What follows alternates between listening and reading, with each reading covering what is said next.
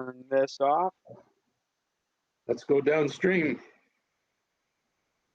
Let's do it. We'll be live in a moment. And we've got a good group. Irving, we've been missing you, man. Yeah, good morning, everyone. I've been busy up here. We're up in here in Alaska, and I've been pretty busy waiting for a boat that's not being built. But, Oh, no. All is well. It looks like you got a great internet connection wherever you are. Well, we just hooked up to an Ethernet. First time since I'm up here, and I'm really loving it. Awesome. Irving, how did you get to Alaska? We flew up. We flew from. We drove to Las Vegas and then flew through. There's no problem flying over Canada. Right. So you flew from Vegas to? Yeah, to Seattle, to Anchorage, and then on to our small town. Looks like you're in an RV. We are. This is where we live for 4 or 5 months a year. We just bought a tiny home, AKA motor home. Oh, we saw that on Facebook. That's pretty cool. Yeah, it's in the driveway. It needs to be filled and figured out where we would sit and what we would do. But we may come to you live from the motorhome one Tuesday. I was going to say you should plan it for next week. Next week, we'll join the San Carlos Computer Club with Bill in the motorhome and Cheryl at home and a dramatic discussion about why he's living out there.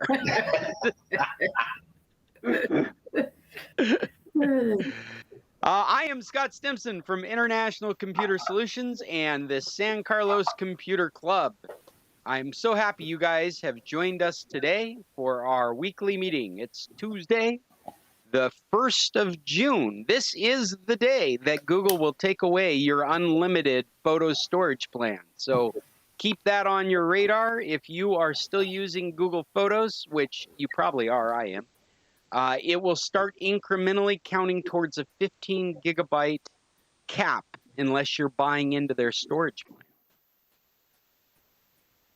Let's see, what else is happening today? I have brought some topics that I thought would be interesting for you folks, and I'm happy to entertain any topics you have. Hello, Maggie. I just saw you popped on.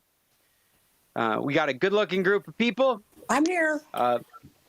Before we get too involved, I just want to remind people that this is a YouTube channel, and I am trying to get at least 100 subscribers. It's a little depressing being on YouTube and having less than 100 subscribers, but if I could get 100 subscribers, then I could make a pretty name for the San Carlos Computer Club YouTube channel, and that's really my goal, is to be able to shout out youtube.com/San Carlos Computer Club, and everyone would know that's our channel. Right now, it's a ridiculous, like 120 character code that gets us there.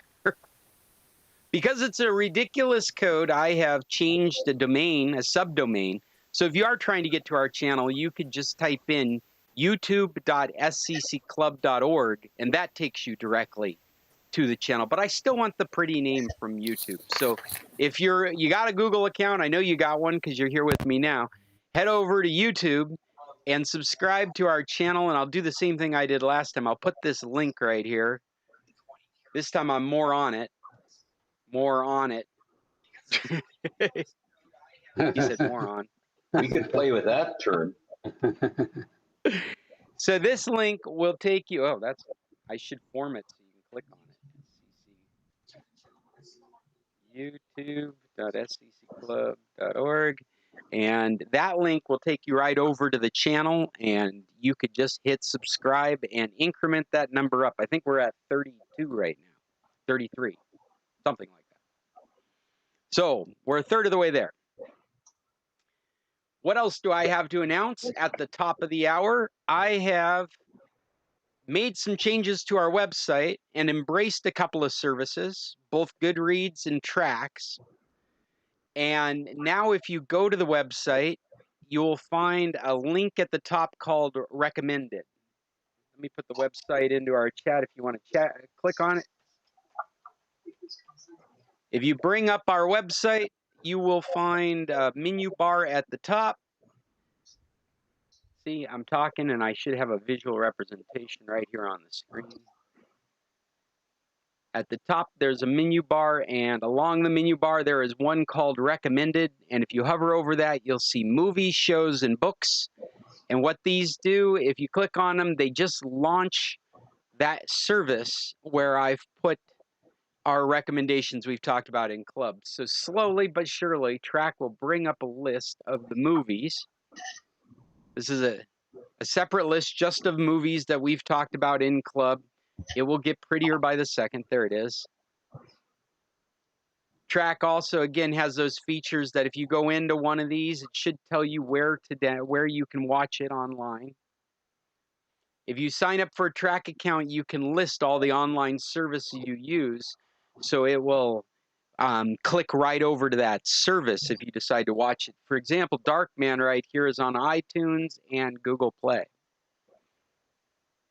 So that's a movie list. And if I come back here, shows are the same thing. It's on Track. If you bring up shows, it'll just take you to the Track list of TV shows we've talked about.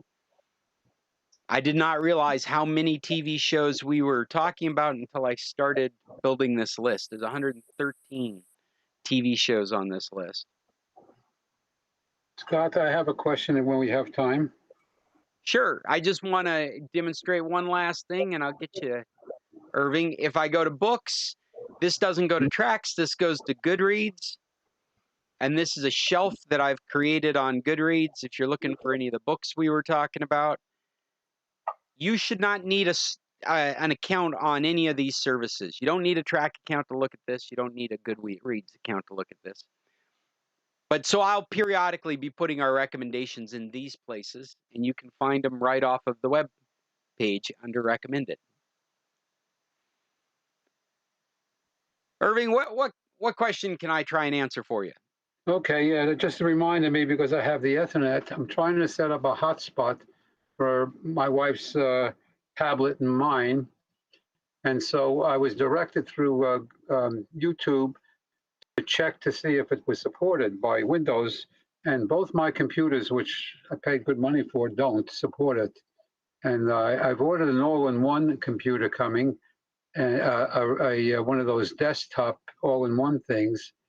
And I want to make sure before I accept it whether that'll support it. Why is my expensive laptop not supporting the hotspot? Yeah, I'm not sure what we're talking about. Why would it not support the hotspot? That doesn't sound right.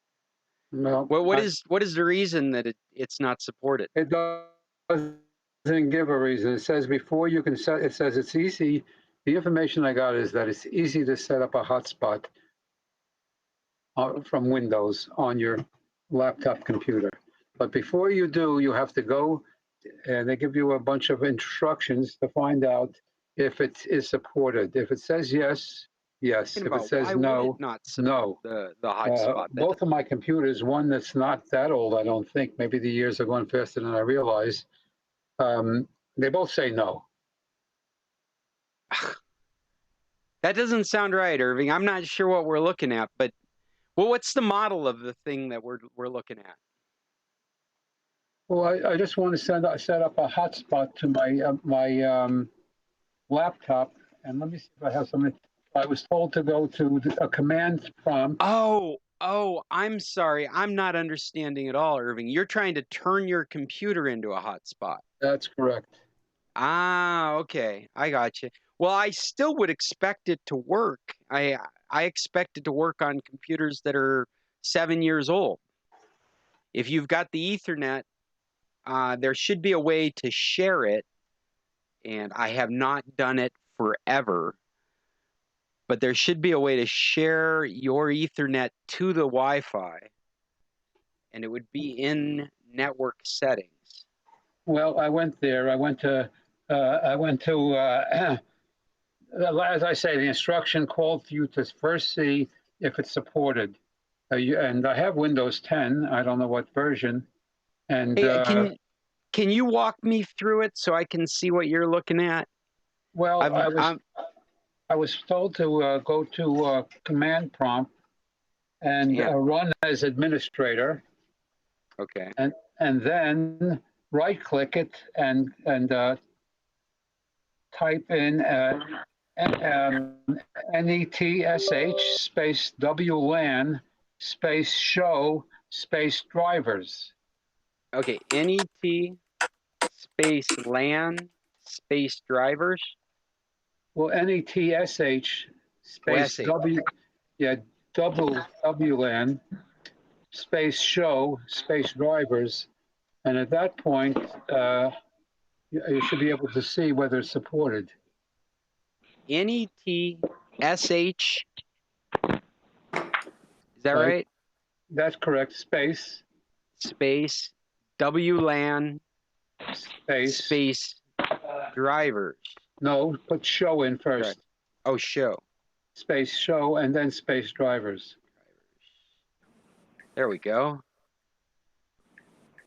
And where is it telling you that it's not supported? Well, I'd have to actually get out of this here and try to do it on my computer. Well, your instructions are hosted network supported. Is that what you're talking about? Right. Hosted networks, that's the one. Okay. Mine says no as well. That's interesting. Irving, why don't we, I can't answer this question for you because previous versions of Windows were able to share a Wi-Fi and create a hotspot.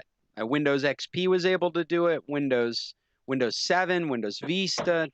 There hasn't been a problem with creating hotspots. But to be honest with you, I haven't tried to create a hotspot with Windows 10. And maybe it's specifically a software thing. Okay. I'm still looking at it right now, but why don't you let me write this down as a note, and I will. Oh wait, maybe did I find it?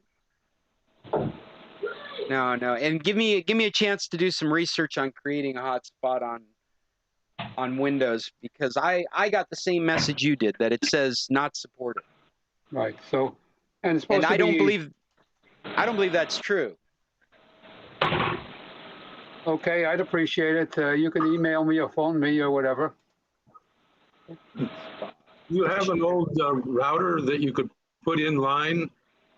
No. That's definitely what I would recommend in the end, Irving. Is I think what would be would just put a router on and not rely on a computer to do it. Wonderful. So would it plug into what, USB? Well, you would plug it into the Ethernet, and then you'd plug your computer that's Ethernet into the router. You've got a similar setup in your house in San Carlos. Well, okay, I'll go over and get a router. That's easy, and then I can. Okay, right. I got the one in the bedroom. That's cool. Right. That's right. Okay, I'll try that. Good suggestion. Yeah, it's a better solution in the long term anyway. You really don't want to be dedicating one of your computers to being a router. That if you use a computer as a hotspot for other devices in your life, they're going to exist on a different network than that computer does. Yeah, but I have a problem as I'm looking at it. I'm using my neighbor's Ethernet.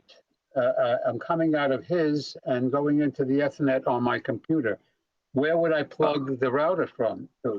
Oh, it wouldn't be a problem. You'd unplug that from your computer, plug it into the router as the WAN source, and then use another Ethernet cord to plug your computer into your new router. So it would be like a daisy chain. That's exactly what it would be like. And it would form its own pocket of network for you with its own set of addresses.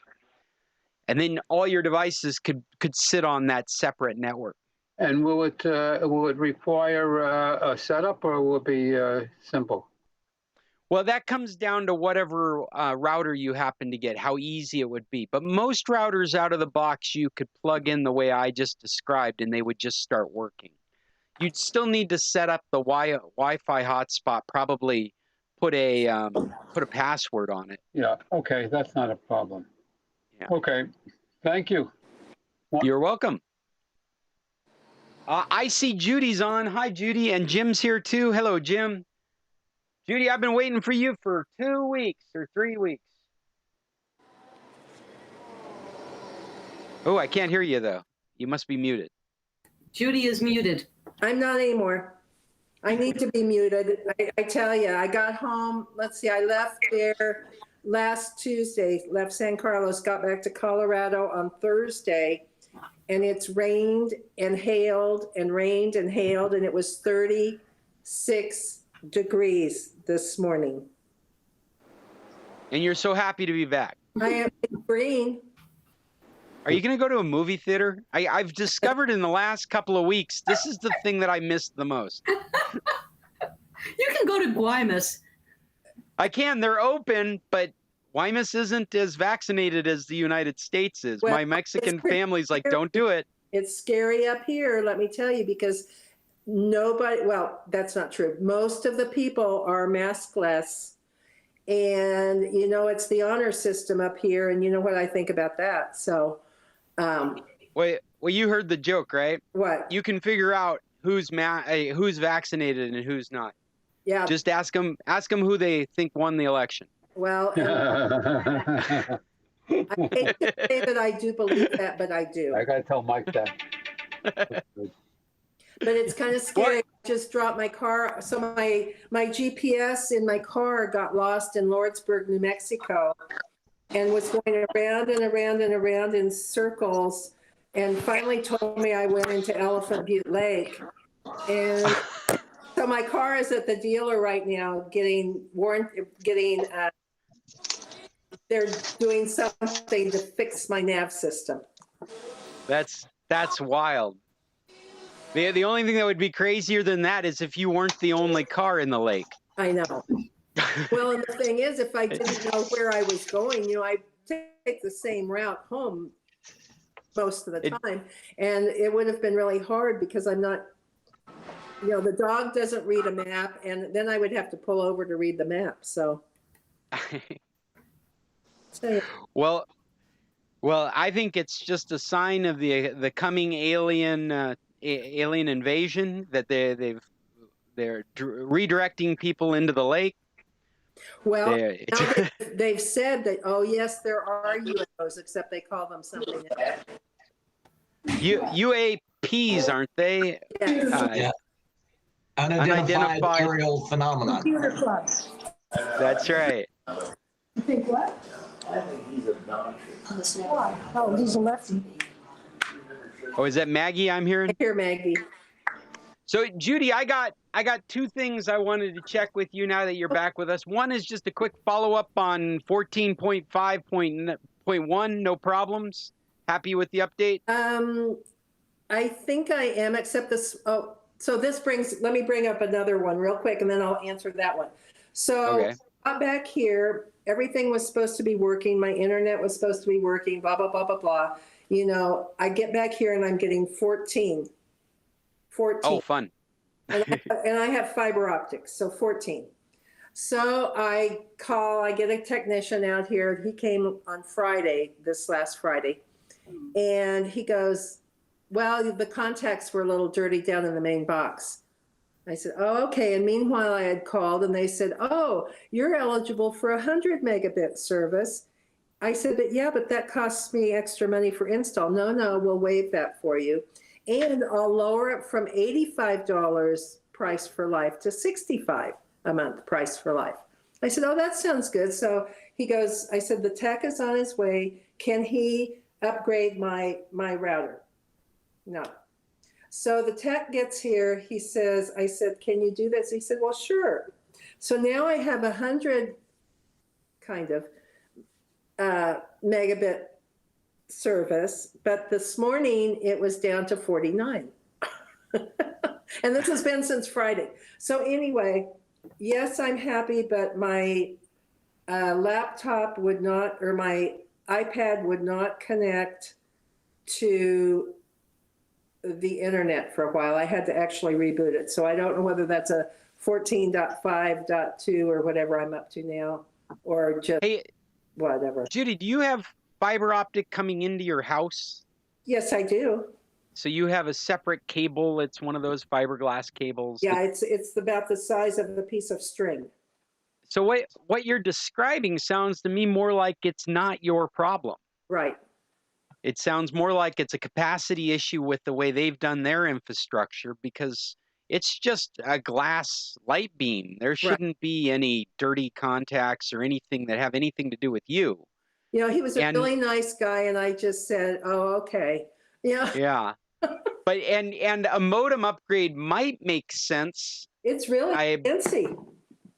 Yeah, I'll walk in here, and I know my because the way edge. the way fiber optics work is that each generation you get more capacity, more throughput across the same piece of glass, Mm-hmm. and you just have to upgrade the equipment on both ends. So as long as they're upgrading their equipment, yeah. Oh, is that it? That's it. Hold on a second. Let me take a closer look at this. That's my modem, and then I've got this thing that's the fiber optic thing. Ah, okay. Yeah, that's coming in, and you're then feeding it goes to a, this, which is yeah. What takes is up that device? That's my modem. The other thing, this one over here is the fiber optic. They call it a something terminal. You know what? You've got a splitter off of it. Are you getting your phone service off of that as well? Oh, yes. Okay. Because they didn't tell me when I went to fiber optics that I would no longer have a hard wired phone. Yeah, that's something to think about. It is definitely. We've had hardwired telephone technology for over 100 years, and even back when we had the flood here, those phones continued to work. Exactly.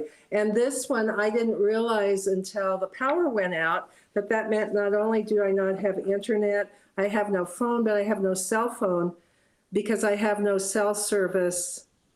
Oh, in your area. House without Wi-Fi. Oh. Well, that's infuriating. It was. But anyway. It may lead up to this other topic that was suggested by Richard about Amazon, and I'll get to that shortly. We'll call back to what you're talking about. But as far as I know, my update is good. I'm all current. I went ahead and did it all, even the latest one that came through. And I was trying to figure out where it tells me what I'm up to, but I can't see it. Hey, Cheryl, are you up to the latest version, 14.5.1? We're talking on my cell phone? Yeah, that's the one that was reinstalling apps. Yeah. Actually, Scott, it's 14.6 now. Oh, wow. Wow. See, you disappear for 3 weeks and we go up a version. 2 weeks. 2 weeks. That's part of the form of development these days, isn't it? They iterate like every 2 weeks. And I have done that update on both my iPad and my iPhone. I've not noticed any problems on the phone. And I don't think that this was an update problem on my iPad. Well, Cheryl and I were talking earlier about an issue she's having with her phone where it feels like every time she goes to use an app, the app needs to be reinstalled from the store. And I don't know. I just tried to check what version I'm on, and I have to log back into my iCloud every time I do anything these last couple of days. Okay, so my version, 13.5.1. Well, that's why. Are you on, which iPhone is it? Is it the 7? 6S. Oh. Oh, I think that should be supported. I think that's the last of the older generations that is supported. This is my brand new cell phone. I don't care that it's 3 years old, but this is brand new. I'm checking the list right now to see what's compatible with this latest version. So Cheryl, does it say that you have updates available? It must. Let me check. It must, because it says that the iPhone 6S is supported. So where would I find that? You go into settings. Settings. There should be a red dot next to them, like an indicator. Apple ID. General, maybe? Settings, general. Software update. Software update. Checking. Apple 14.6 includes the option to unlock phone with Apple Watch.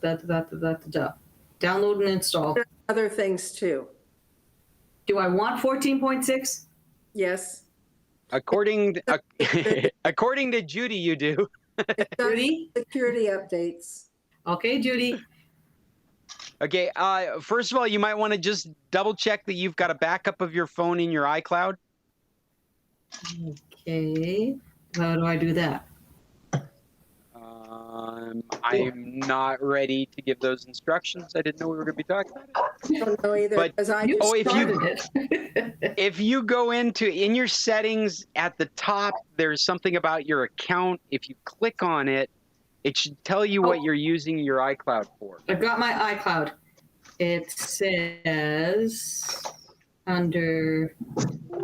how much of the 2 terabytes has been used. Okay. It should also distinguish what it's used for as well, and your Yeah. backup should be one of those things. Yeah, backup is a tiny, but I can't find where. Somewhere in there it gives you an indicator that when the last backup was, and if everything's working correctly, it should have been like an hour ago or a day ago. So go back through, and how did you look that up? Oh, iCloud. Okay, the last backup was yesterday. Okay. So I would just make sure, I mean, that's good enough for me. I mean, if you wanted to do the software update, what we know is that we've got a backup of everything that was on your phone, the setup instructions for the apps and your settings and your contacts, and everything should be available through that backup if anything blows up, and it's only as old as yesterday. Okay, what it says though is choose data to back up. And I've got a few things, but I don't think I have. Oh, yeah, wait a minute. It looks like they're all on. Yeah, definitely choose everything that you'd be concerned about losing. Well, it's taking things that I'm not concerned about. How about that? I would take those too, because sometimes you don't know what you should be concerned about. I'm a big fan of defaults. Okay, and since I now have 2 terabytes of storage. Yeah, it's no big deal. In fact, this is the beauty of buying into that subscription. Especially if you're a Mac house, it just makes so much sense to have all that in the cloud. So how did you Because- get 2 terabytes? Bill signed up for something and put me on a family plan. And how much is it a month, Bill? You're muted. I can't hear you. I think it's $10 a month. Oh, He said, don't ask me. Yeah, well, yeah, I think it was $12 Canadian. And I signed up on a month basis just to see if we liked using it. And you get a better deal if you sign up for a year. yeah. But right now we're on a 1 month basis, and I think it's about $10, $9.99 US, I think. Okay. But it sure makes sense. Keep all your pictures in the cloud, your documents in your cloud, the settings in the cloud, Mhm. even your email settings are all in the cloud. Your passwords are all in the cloud. In the Macintosh world, it's beautiful because you pull out your other Macintosh that you have a problem, like Cheryl's having this issue with her phone. You just format it and sign back in, and everything just feeds up the phone from the cloud. Or if you decide you're going to buy a new device. That's right. That's right. You just add it to the. You look at your last backup. So I Pardon went me? to settings. Okay, I went to iCloud storage, manage storage. Okay, hold on. I was just there, but now I've lost it again. Okay, So so iCloud storage. I under settings, I went to Apple ID. So right at the top where it says Apple ID, Well, main phone. I go down to iCloud, I'm there. and then I go to manage storage. Mhm.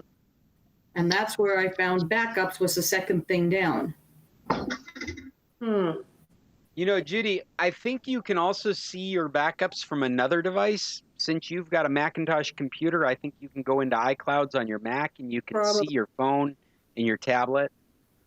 Oh, but then how come I can't see my iPad? I don't think I'm in the right thing. Because you're not on a Macintosh. Huh? You're on an iPhone. But if you had like a MacBook Pro or an iMac, you'd be able to go into the Macintosh iCloud software, and there's an inventory of all the devices that you have in iCloud. Okay. Okay, so an iPad and an iPhone are different than a Mac? Yes, ma'am. Oh, sure. Yeah, they're derived from the same software, but they're completely different platforms. They don't need to be, but they are. This is an iOS device. Right. I was just coloring our conversation with more trivial information. Because, Judy, you have a MacBook at your disposal. You do. can see an inventory of all the backups on your iCloud. But I never will. I can't go to my Windows machine and see my iCloud. That's you getting punished by Apple for choosing the competition. Bad, Cheryl. I'm so confused. Mr. Thompson, did we not get the Apple? No, you don't. iCloud? You don't have a MacBook computer. You don't have an iMac. You're not running Mac OS, and so the features that I'm describing to Judy aren't available to you because you went with Windows. A MacBook is my laptop, which is different than my iPhone and my iPad. Don't get frustrated with me. I'm just being silly. It's I mean, it's one of the sad realities and that's one of the reasons that I think the iCloud is a no-brainer if you're a Macintosh house. If you've got MacBooks and iMacs and iPhones and iPads, why would you get your storage anywhere else? The question becomes more nuanced when you're somebody like me and you, where we've got Android devices and iPhone devices and Windows computers and Linux computers. Scott, it's not very clear. Scott, you skipped a beat on Cheryl. I did? I think so. She wants to know what she can see on her iPad, not her Windows 10 machine. She has an iPad and an iPhone. Right. I don't think you can see that inventory on the iDevices. I think it's only available on, but don't quote me on that because it's been a long time since I've looked at it. iCloud.com, right? Or you could do that. You could go into iCloud.com. It may keep it does keep an inventory of your devices there. I don't know if it keeps an inventory of the backups, but you can definitely see all your different devices there. Okay, two things. One, Bill, I thought you on your Windows machine could see the iCloud. Yes. Oh, yeah. Yes. Okay, so that was the one thing. The second thing is we are considering buying 2 iPads for this household. And we thought that the iPads with the iPhones with the 2 terabyte of storage would get us everything we need. Are you now telling me that Apple is going to penalize me for the fact that I also have 2 Microsoft laptops? No, not at all. No. Not at all. No, all I was describing was a feature that's available to Judy because she's chosen to use a desktop made by Apple. Okay, quit trying to make Judy and I competitive. We do not want to compete for who's better. Scott, you realize that after you're done with her, she's going to come and yell at me. So stop it. But you know, I'm looking at the Windows iCloud. Just, I mean, since we're talking about this, I opened up my iCloud on Windows, and I'm looking for anything that might give me an indicator of devices connected to it, but it doesn't show. It doesn't show me anything that makes me aware of any of the Apple devices. I've got 2, now 3 ancient Apple computers that are connected to it, but you can't see that here, which the same experience on a Macintosh computer would list those devices like right below the cloud. It would show me when it was backed up, how big it was. actually, it does not show me on my iPad when it was last backed up, nor can I see it on my iPhone. I see my 3 devices. Well, Cheryl, how does she get to see know. that? You were just looking at it. I know, and it's not there like that. When I look at, Well, hold on. how to check last iCloud backup. You know what? I'm going to put it in my notes here, and we'll find a resource for it, and I'll pass it around when we do. Can you see this? This is that iCloud backup thing. See that? And Yeah. there's nothing there that says backup, even though they're all checked to back up. Oh, you know, it might be in a different place now that you've got a newer operating system. Look under iCloud, you should see a bunch of apps that use iCloud as well. And I think backup is one of the apps. Oh, well, let me see. Maybe it is. And I feel like we should move on. I think so too. But Judy, I did have one other Apple thing for you. Okay.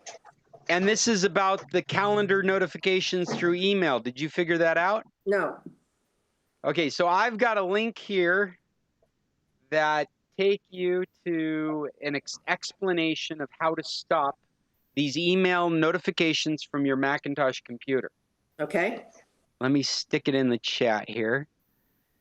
And it is a bit obscure. It is not straightforward. Now that one I did read, where I have to go in and not necessarily it's a jailbreak thing, but it's very.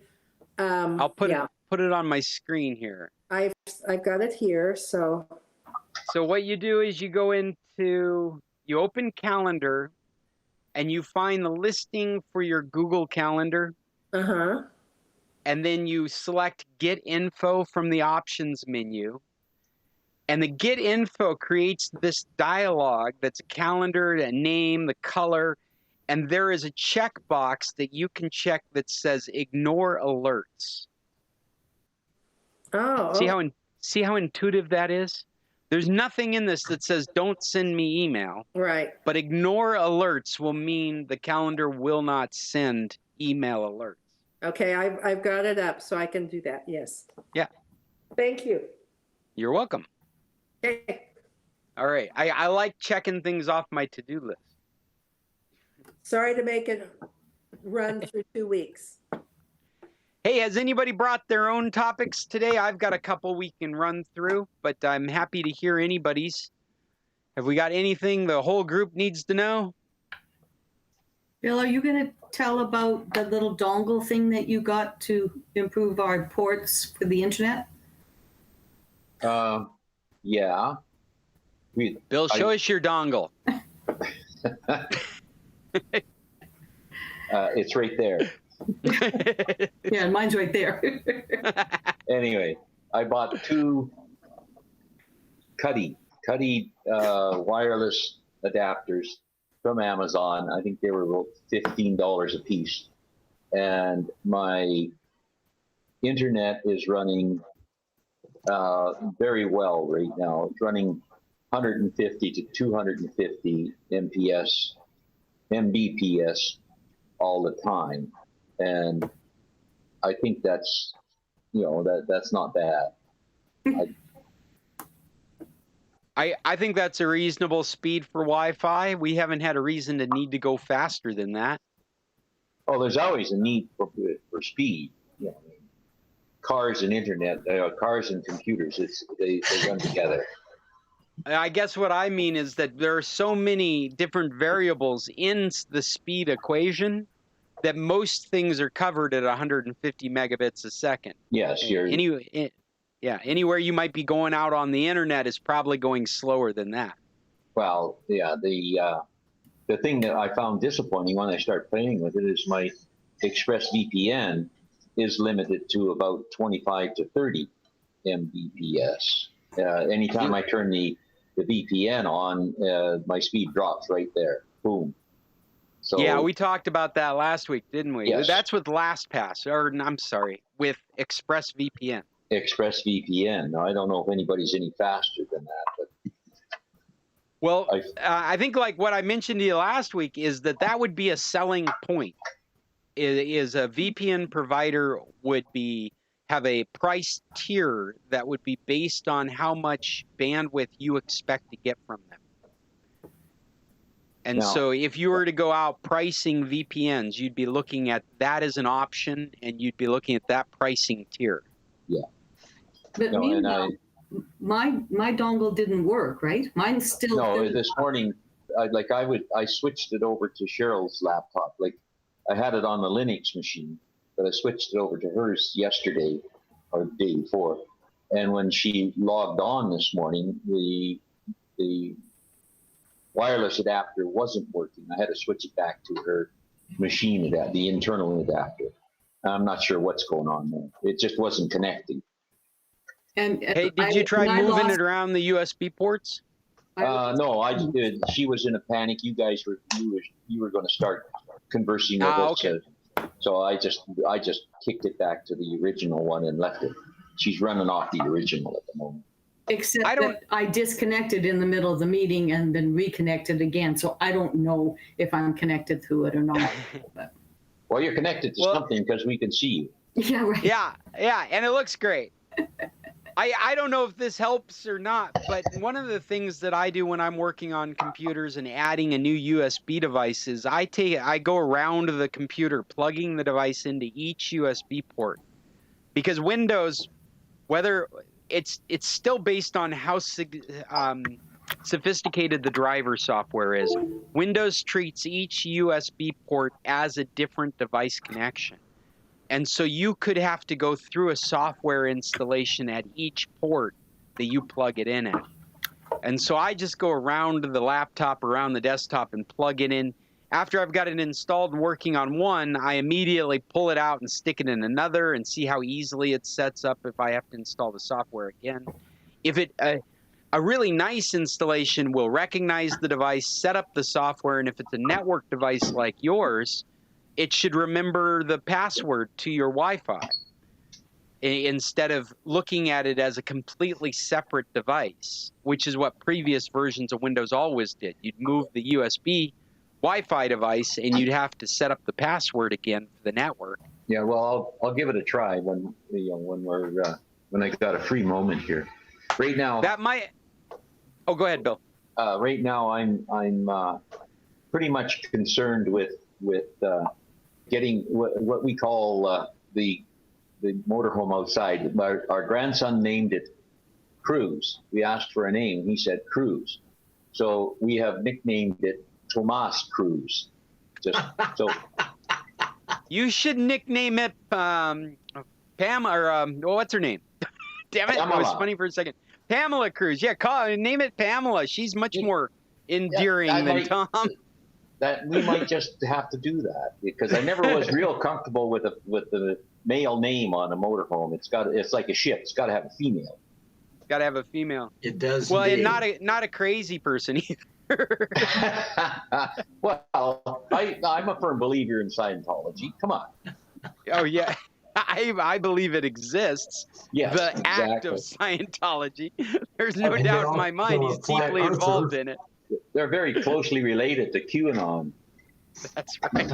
and Flatlanders. Yeah, flat earthers. Well, very cool. I'm looking at some of my follow-ups, realizing, I still have not done the Amazon storage follow-up. And I guess that's going to be next week. I've done it again. I've tried to start up the Amazon Photo app while we've got all this running, and it doesn't want to start up. Whereas I tried it immediately after last week's meeting, and it started up just fine. So I think next week I'm going to try starting it up before I start the meeting, so it's available in memory.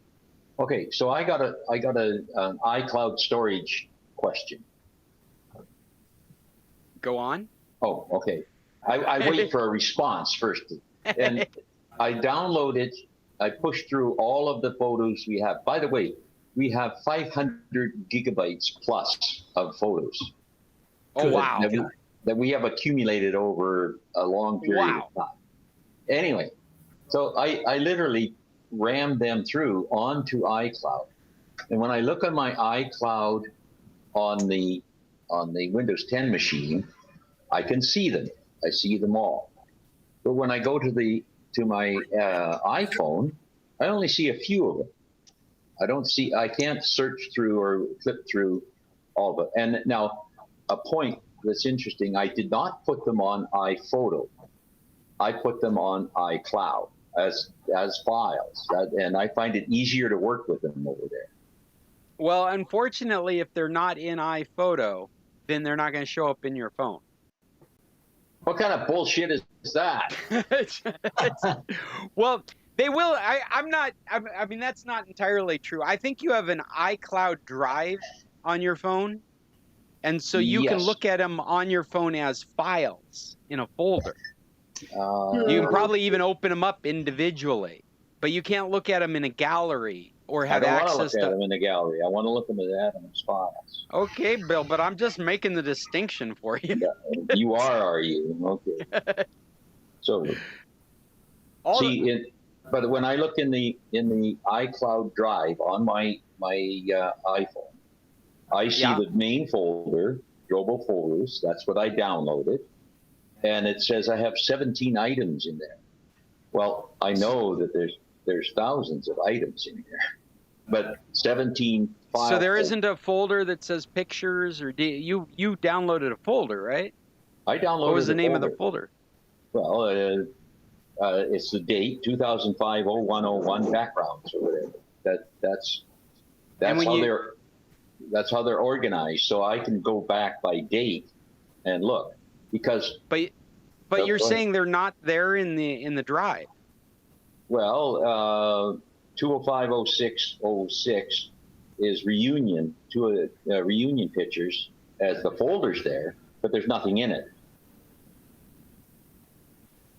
So some of these. It may take a while. Do you have a refresh on the folder? No, but there's no refresh button. Oh, maybe. Because one of the things by using iPhotos, what it does is it creates a thumbnail, a gallery of all the photos that are in your iCloud drive. Yeah. So they don't reside on your phone to take up space. No, I know they don't. They reside in the cloud. That's the whole point. But when you're dealing with the iCloud drive, you're dealing with these items as files and folders. And so I'm not sure what the behavior is when you're dealing with pictures. Well, I'll figure it out. I mean, it's like I was under pressure at the beginning. I was trying to move these things all over to Google Drive. Judy looks like she has an insight. Oh. Don't you have to open those folders and move you can't just move it as a folder. You have to select all, You have to open it up and select them and move them that way. but you Well, can select all and Yeah. do them as a bunch. Yeah, not No, as a folder. But when I Individuals. look at them on my Windows 10 machine in the iDrive, they're there. I see them all, and I'm not connected to my external storage anymore. So and there's no way they would all fit on this computer. It says I haven't used hardly any of my space, so they're in the iDrive. It's just I can't see them on the iPhone. Yeah, they're not being displayed there. Yes, I'm looking at there. my iDrive right now. So you can't see one photo, not one photo on your iDrive. No, I can that see true? some. Okay, you can see I some. think Yeah, I think like, it's got to I'll be a open up this one. caching issue. I think it's got to have something to it's do with a just- synchronizing caching issue. Okay, well, I'll look through it and see what I'll search through it and do my Google search. Google search my iCloud stuff. There you go. There you go. Yeah. Bring some research back to us. You know what I just did? I just moved a picture to my iCloud drive on my Windows computer, and I watched the picture disappear. It's not listed. Don't know what that means. Refreshing doesn't make a difference. So there's definitely information to be figured out. Yes, that's my homework. You know what? The picture went over to my iCloud photos. iCloud photos. It's You very moved it strange. From where? It went to I the took photos? it from my Windows 10 My Pictures folder. I grabbed a photo from there and I dropped it in my iCloud drive. It went very quickly. Yes. I went to the drive to look and it's not there. It's absolutely blank of that photo. But I went over to the iCloud's photos and there it is. Where do I find the iCloud photos on my? It can be in here. Let me show you. It can be in the sidebar of your Finder, the sidebar of Windows Explorer. Oh no, I can find iCloud. it there. That I can find photos, iPhone photos, and so this iCloud photo right here, this is like a dinner photo. This photo I dropped in iCloud Drive. Go ahead. Into iCloud Drive, and it does not list in iCloud Drive. But if I go over to my iCloud photos, it's sitting right here. I didn't put it in here. Okay, I'm going to do one more just to make sure I'm not crazy. I'm going to move Snoopy. Come on, Windows 10. You can do it. No, I'll move this duck. Okay, so this duck is going in iCloud Drive. Very quickly, move to iCloud Drive. All right, maybe I did screw it up. I must have screwed it up the first time.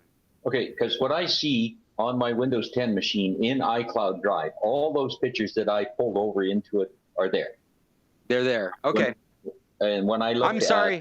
Forget all of that for the last 2 minutes. I obviously made a mistake. Just disregard that. You can skip over that if you're watching the YouTube. Okay. So what I'm assuming is when I look in my file server over, or file folder over on the phone, they should show up because it is the iCloud folder. Let's see, iCloud folders. What's in there? Okay, well. Go ahead. I'll play with it. I'll play with it. Yeah.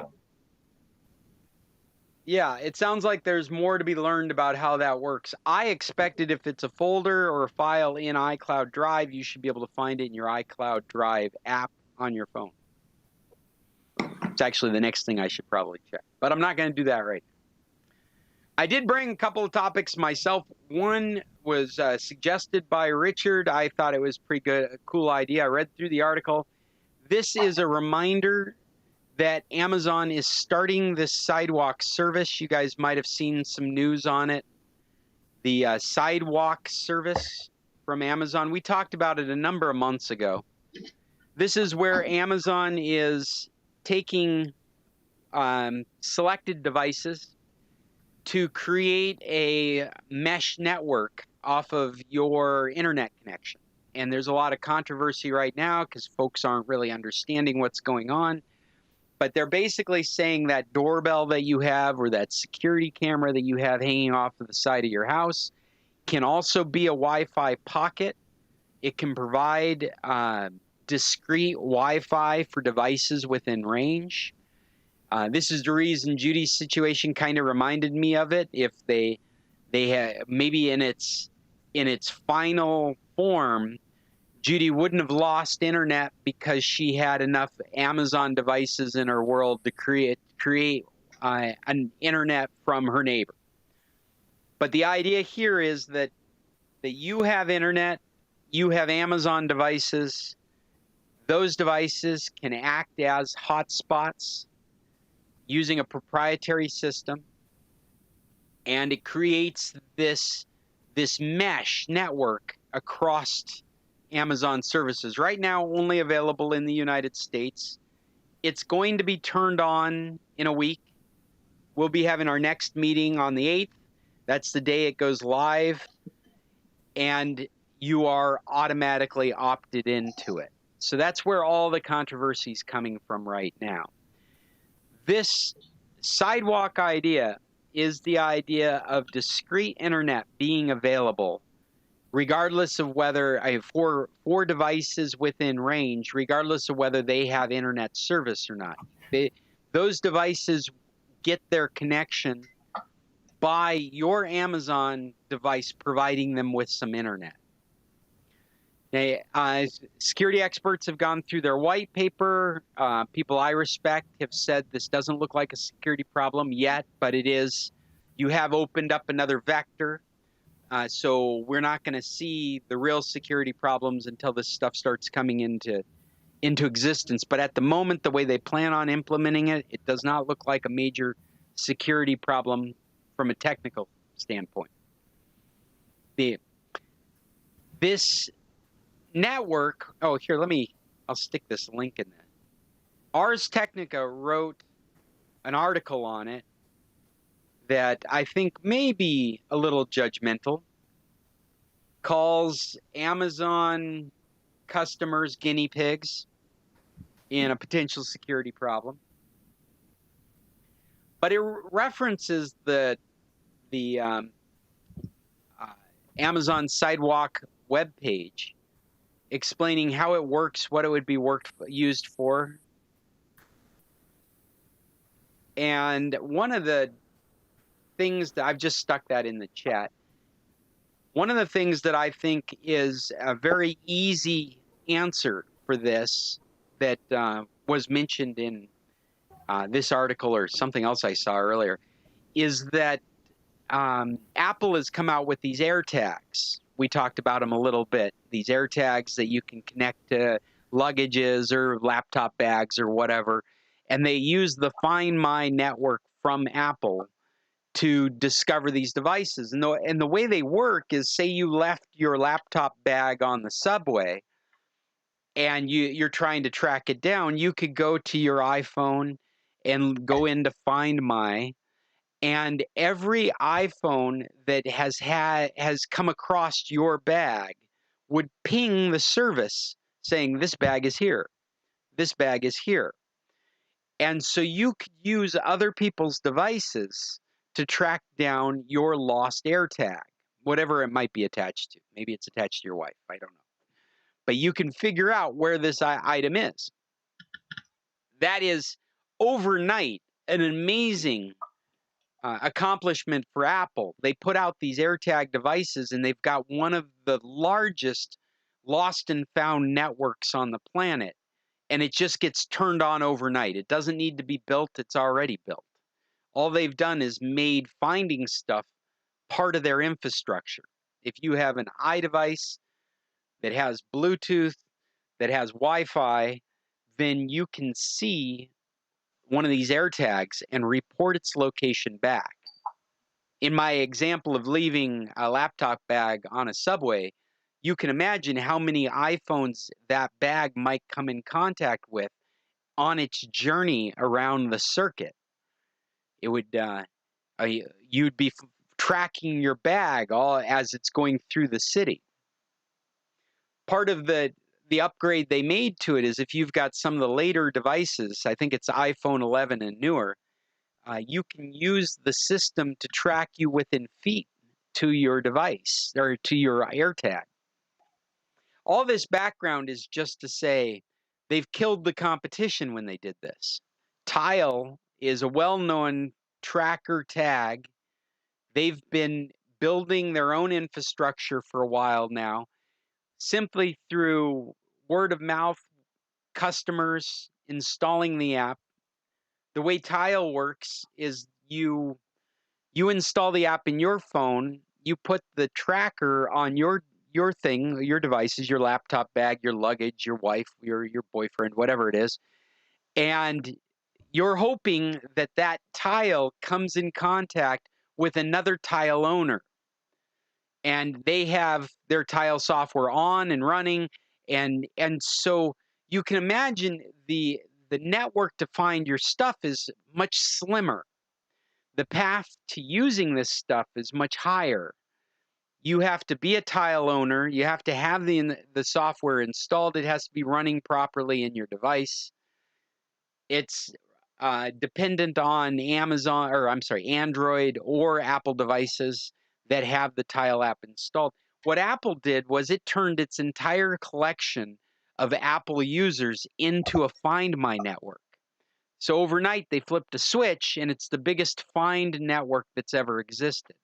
Tile can't compete with that. Tile is going to die. But Tile could make a deal with Amazon to use their Sidewalk network. This gives Tile the ability to compete against Apple because so many people have Ring devices on their houses. They have doorbells and security cameras and security lights that will be turned on to the Sidewalk network, so that when somebody who stole their bag is running down the street, somebody's doorbell is reporting a ping back on that Tile. If your dog is lost, it goes walking down it goes to the cul-de-sac and down the street, it gets pinged by the Ring doorbell on your friend's house. Actually, it doesn't have to be a friend, your stranger's house. The point is, that this separate mesh network is sectioned off by Amazon to be used for these kinds of activities.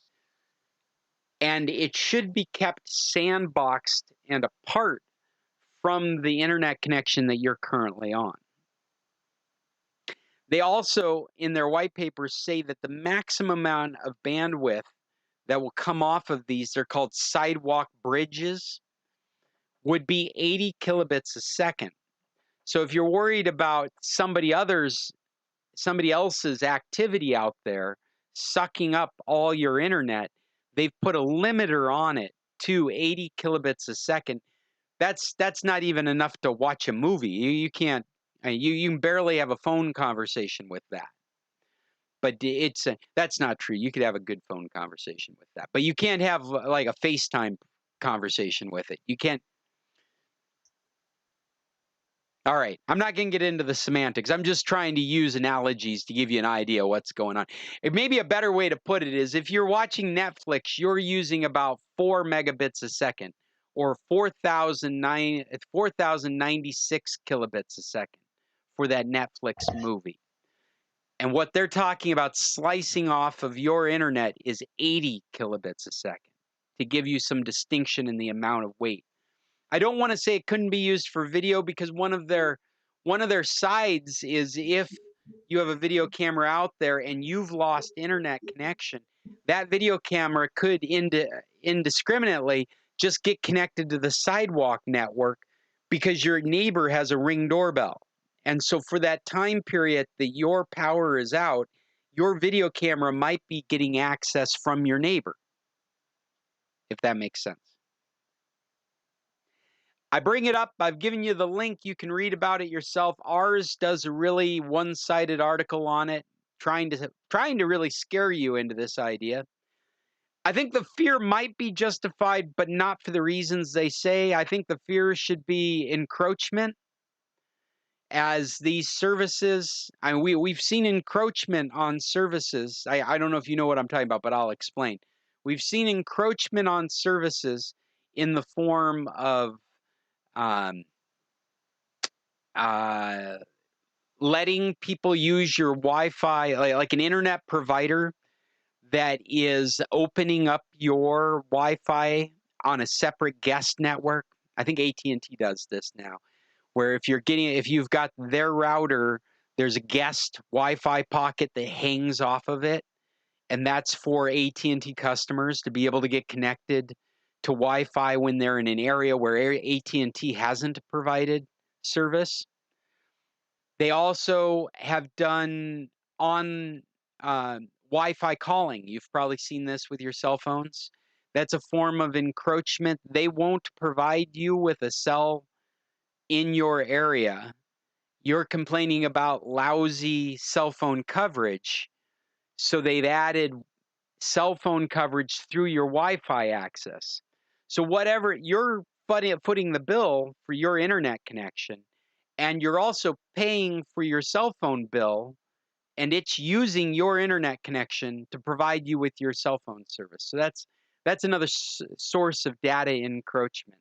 I think that's something to be I don't think we should be numb to that. I think we should all be aware of. I mean, that's really what Amazon's asking. It's saying, hey, you're an Amazon customer, use Amazon devices. We like our sidewalk idea, and we're going to opt you into it, and you're going to give up 80K of your bandwidth. And I think that as we go forward with these concepts, they should be on the up and up. They should be full disclosure, transparency, education of what's going on. And this idea of encroaching on your data without you knowing, I find a reason to be fearful. Not the security risks that come along with it, because so far it doesn't look like that's a real issue. But this idea that you're becoming numb to the way your services that you pay for get used around you. There was another point I wanted to make, but my mind has gone blank. Does anybody have any questions on what I'm talking about? Have you guys been hearing this plan that's coming up? Cheryl, you got something? Didn't know about the plan. we have AT&T US cell phones that piggyback on whatever, use the networks that are here in Canada. But I also have a new mobile cell phone provider, which is my cable TV internet home phone. Okay. Shaw, who recently has been bought out by an Eastern mega communications network thing. And I don't know what's going to come with my Shaw mobile bill, which basically is just added on. I don't pay anything for it, for calls and everything, but I have the option to buy data at such and such an amount.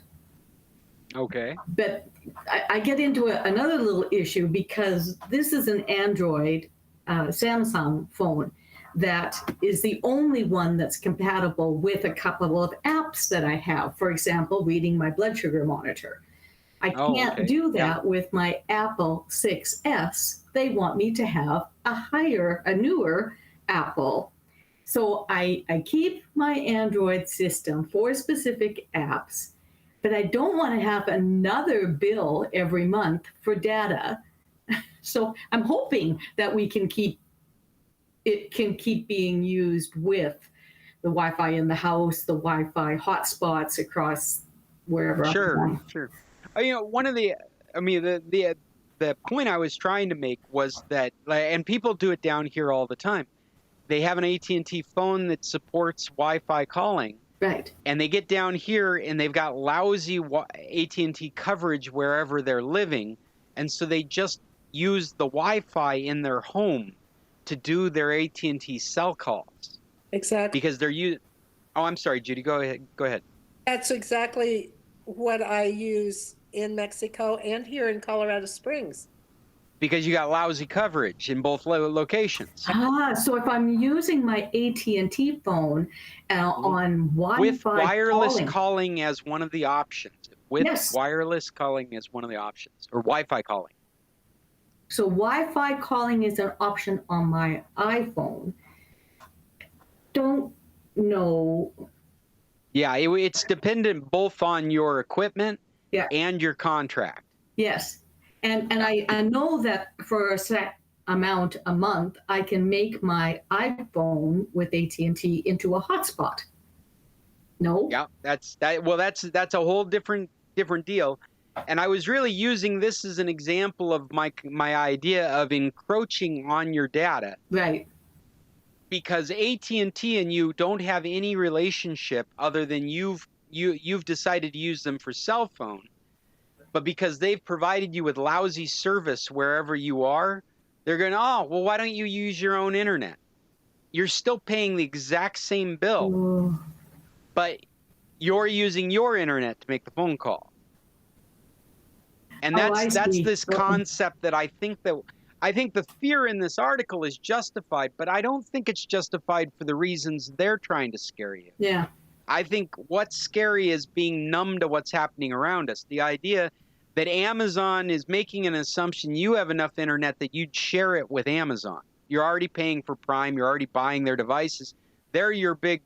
I mean, it's kind of like Amazon not paying taxes. It's kind of like, wow, how can you have so much power and you're still requiring me to have internet for your system to work? Maybe this will all flip up on its end. Maybe we'll start seeing services like Sidewalk as a side internet business. Maybe there'll be key areas in neighborhoods where Amazon needs your bandwidth to provide what they're trying to provide. Maybe they'll approach you and go, you've got a fiber optic connection. What if we just pay your internet connection and you leave it open for our services? Sure, that'll happen.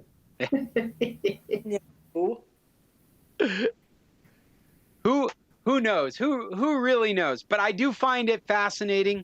And I think the other point that's very important in this respect is that you're getting opted into it. And they're doing it because they know you would. They're doing it because they know you wouldn't opt in yourself to share your internet with strangers and strange services. And so they are turning it on for you. And if you're not interested in it, you have to go and manually turn it off. Yeah, Judy. But this is only if you use those Amazon devices, right? That's right. This is on select devices that support Sidewalk Bridge. So I went through. I think that is an invasion, that you're automatically opted in. You should not be opted in unless you so choose. Yeah, I agree.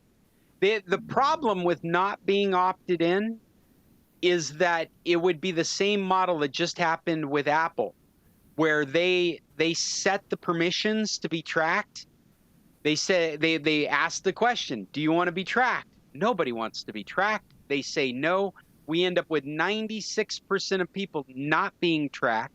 And we have this whole discourse going on right now. Oh, they've killed my business. Facebook's advertising business is gone.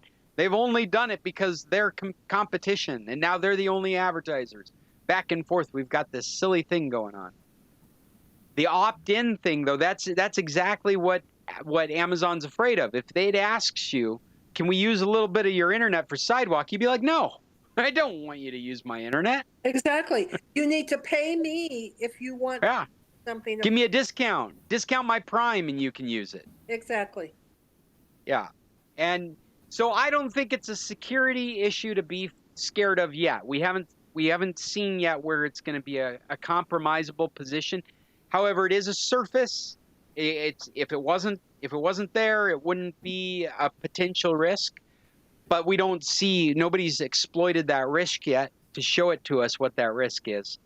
So I think the real things to be afraid of is being numb to this stuff that's going on, and this idea of opt-in instead, auto opt-in, default auto opt-in instead of default auto opt-off, out. We went through this same thing in Canada over internet, not internet, but TV access on Cablevision. And they outlawed that procedure where you're automatically in, and you have to opt out. It's a sick bird, illegal.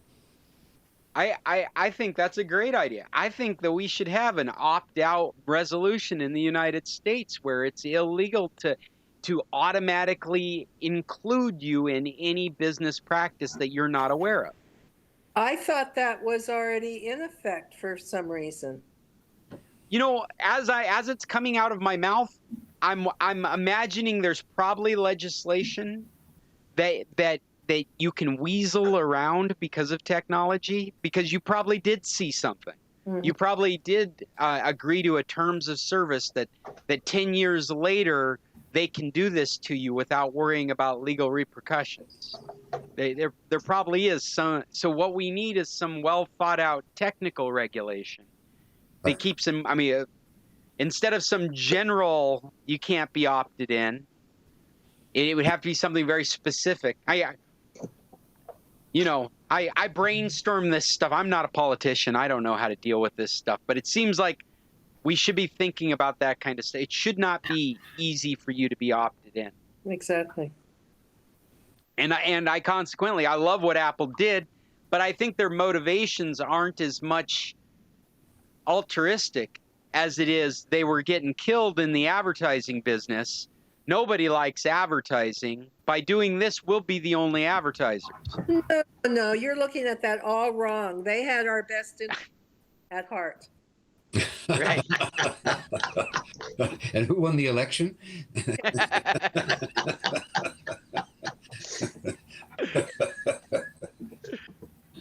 Well, there it is in a nutshell. Read all about it at that link. I'll put it on today's meeting if you want to revisit this topic.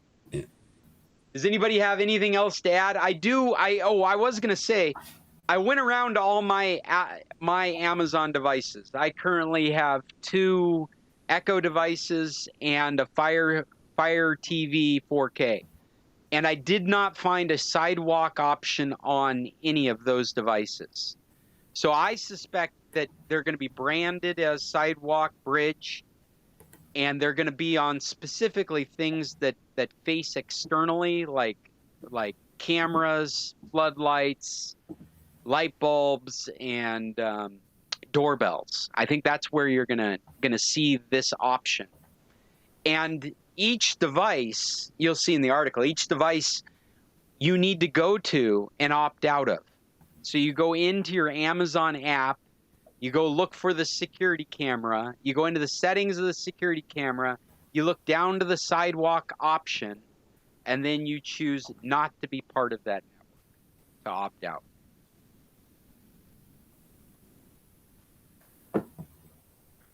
I got another topic for Windows 10 people, a real quick one. I'm going to switch over to present so you guys can see what I'm talking about. Scott, Yes, sir. No topic is quick with you.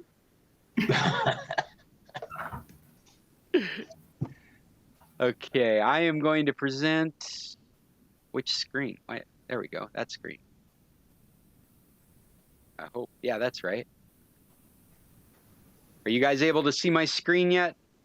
It's coming. Oh, You should be looking at a stained glass of an X-Men comic book. Because like I was telling Bill earlier today, I'm an eclectic person.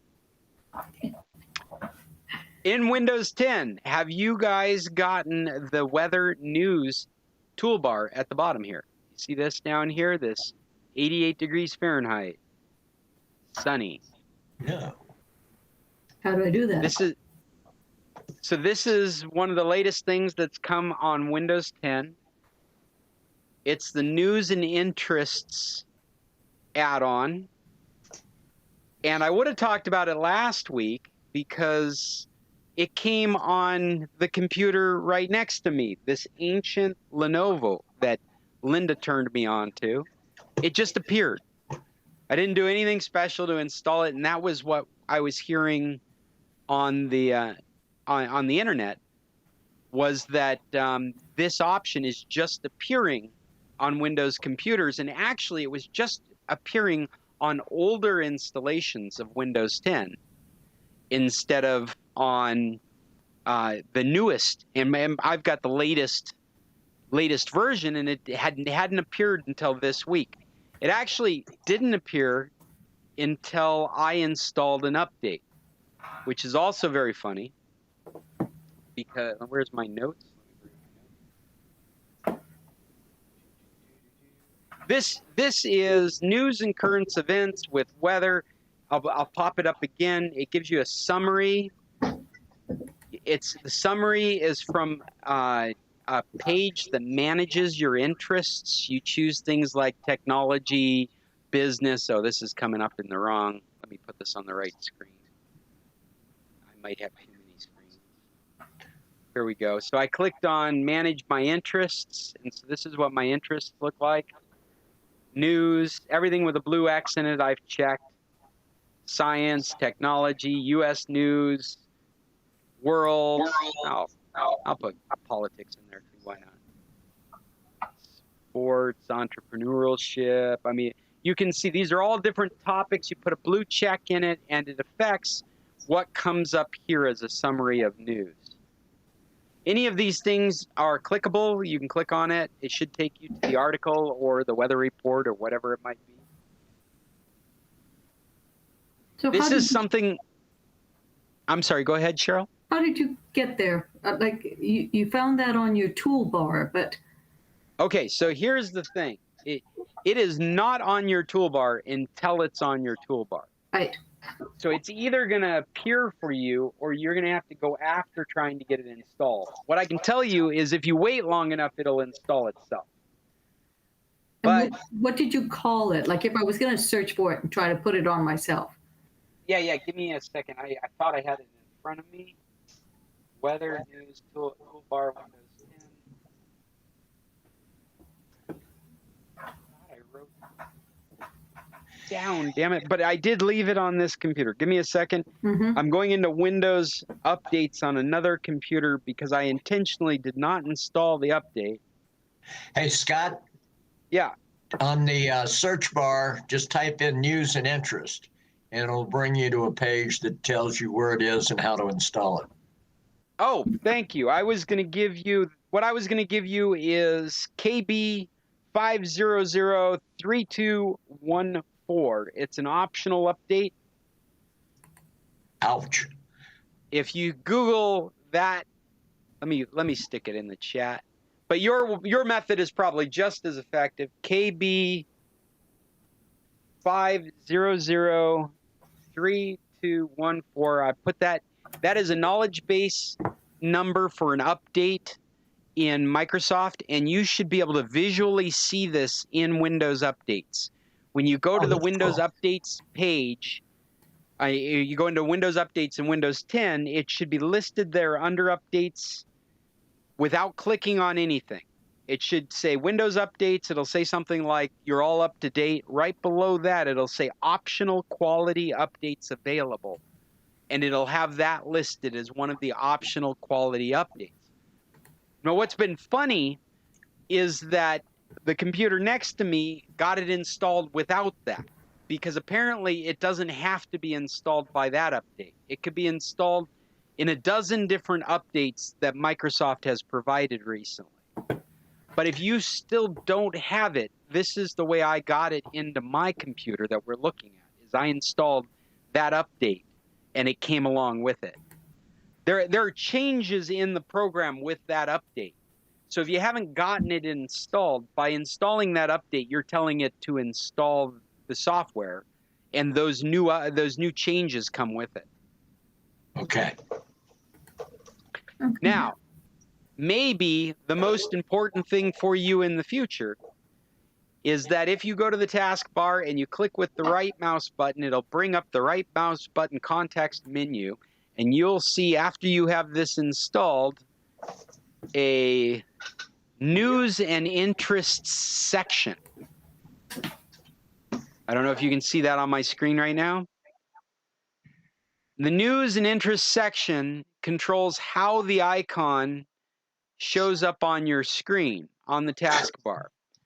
And this might be your favorite feature, turning it off.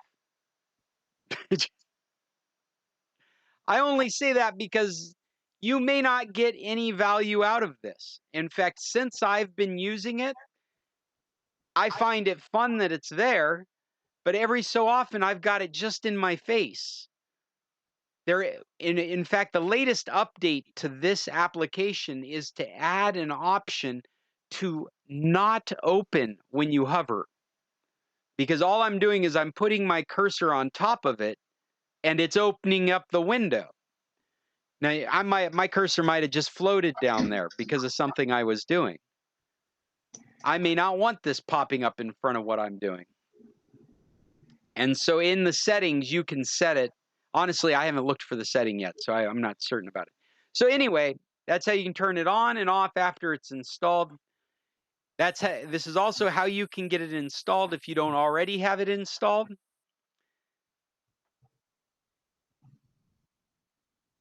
And I feel like I had a third thing and it slipped my mind. Any questions?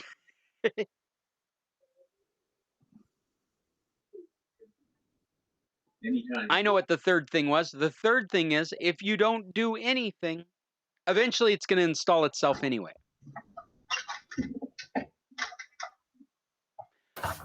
One of the things that I think is very cool with it is this summary that I can look at and I can click on, and it takes me directly to the article. I've been using the Windows 10 News app. Here it is right here as a live tile. And it shows me an article there.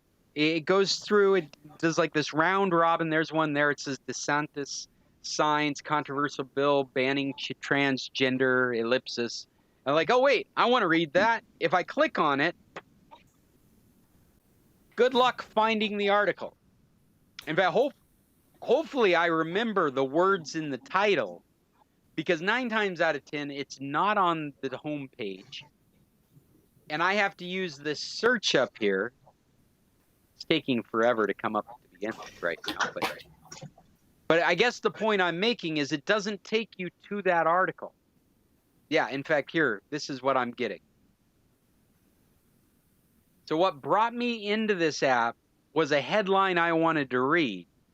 And now I'm in the app, and I don't see the headline to save my life. It's not here. So that's infuriating. It's the only reason I opened the app, is because I read that headline. And hopefully I remembered the wording of the headline, and I can go up here, DeSantis signs, something signs, maybe it's signs bill.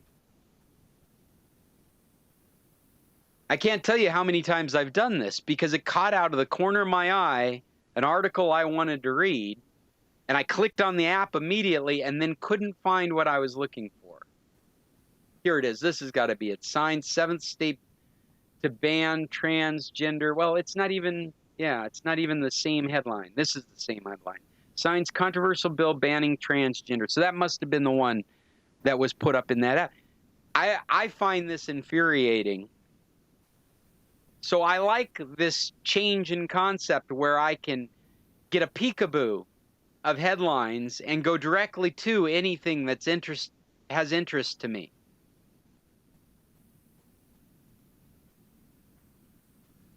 And that's all I got.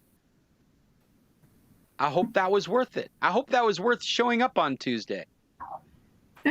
That is cool. Not Just your available giggle on is the worth Apple, it, Cheryl. You can hold that against Judy. You can't get that on a Macintosh. It seems to me I have a bunch of things on the Apple. But anyways, so are we doing recommendations now? If you'd like, if anybody else doesn't have any news or tech to share with us, we could go on to some recommendations. Well, before we start them, I want to say that I like your Goodreads and knowing that they're all in that one place. And the movies and the TV series, I'm amazed, like you are, that how many we've actually put in there since we started doing this portion of the computer club. And it's nice that it's all right there. It seems to be a strange organization thing. I don't know if it's most recent. I don't know how it's organized, but just an aside. So I think the default is by general rating. Oh, okay. I think the default, and if you look on that list on that screen, there's some ways to sort it. But you're right, the granular kind of sorting that you might want to find, like British cop shows, I don't think you can get out of track unless you get an account and pay for it. I don't think I can do any sorting because it's your page. I'm just an observer. Oh, maybe. Oh, it's by rank. You're right. It is over there. Yeah, you can do some basic sorting. I can do recently added. I can do rank. I can do title. Oh, okay. So now I found it. Thank you. I'm lost. Yeah. So what are you talking about? Oh, well, what I was presenting earlier, Judy, I don't know if you were with us, but if you go to the website, I've added links for our recommendations to services. I'll bring it back up again. It's in the chat. It's the third. Let's see. If you go to scclub.org, and then if you look, first I went to org, and what it did at your website was it opened two more windows. So one opened with the Goodread, and then I had to go back to your original one. Another one opened with the other. So I've got like 4 things open right now. But the shows comes open in a window, and the movies. Are you seeing this on my screen, Judy? Do you see this? Yes, I am. So I created a recommended list, and so I've segregated the movies into one list and the shows into another list. And it's just amazing how many things. There's 74 movies here that we've talked about in Club. And what Cheryl's talking about is you've got some basic sorting here that you can do. So you can vote by popularity. Sort by popularity or longest to shortest, or when they were released, or when they were added to this list, which may have some intelligence to it depending on when I got it on the list. And ranking as well. Ranking is the default. Ranking, I think this is from I think ranking is from All Track. Like anybody that's bothered to review and rank this movie, I think that's what we're looking at here, is the numbers that's given by track members. But then, like I was saying to Cheryl, one of the things that track is selling you, if you pay a subscription fee, I think is this more granular kind of sorting. So you could group all the British cop shows together, or all the New Zealand mythic shows out there, all the Tolkien stuff together. I think you'd have those kinds of possibilities if you were using this software with a paid account. But it's not the perfect solution. Now, none of this is. In fact, Cheryl was helping me with the Goodreads thing, just testing what I was doing. And that damn list disappeared twice. It just, something about Goodreads. And so this isn't even the original list we were looking at, Cheryl. This is a shelf. The list was created by Listopia, and I think it's a separate service that is not reliable. Whereas a shelf, I'm able to leave them there. And this has been consistent. And so you can go to this shelf and see all the different books that we've talked about in Club. If anybody comes up with a better solution, please let me know. I would love to be able to granularly sort the movies and sort the TV shows. I would love to come to the track list and go, we were talking about some sci-fi police show in New Zealand. What was it? Can't remember the title.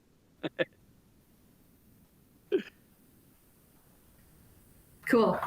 Anyways, last week, and on that list, James, as in James and Carolyn, I see he's not at his computer right now.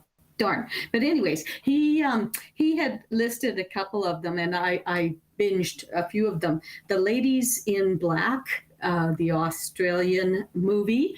It was really, really good. I quite enjoyed it, and I would recommend it.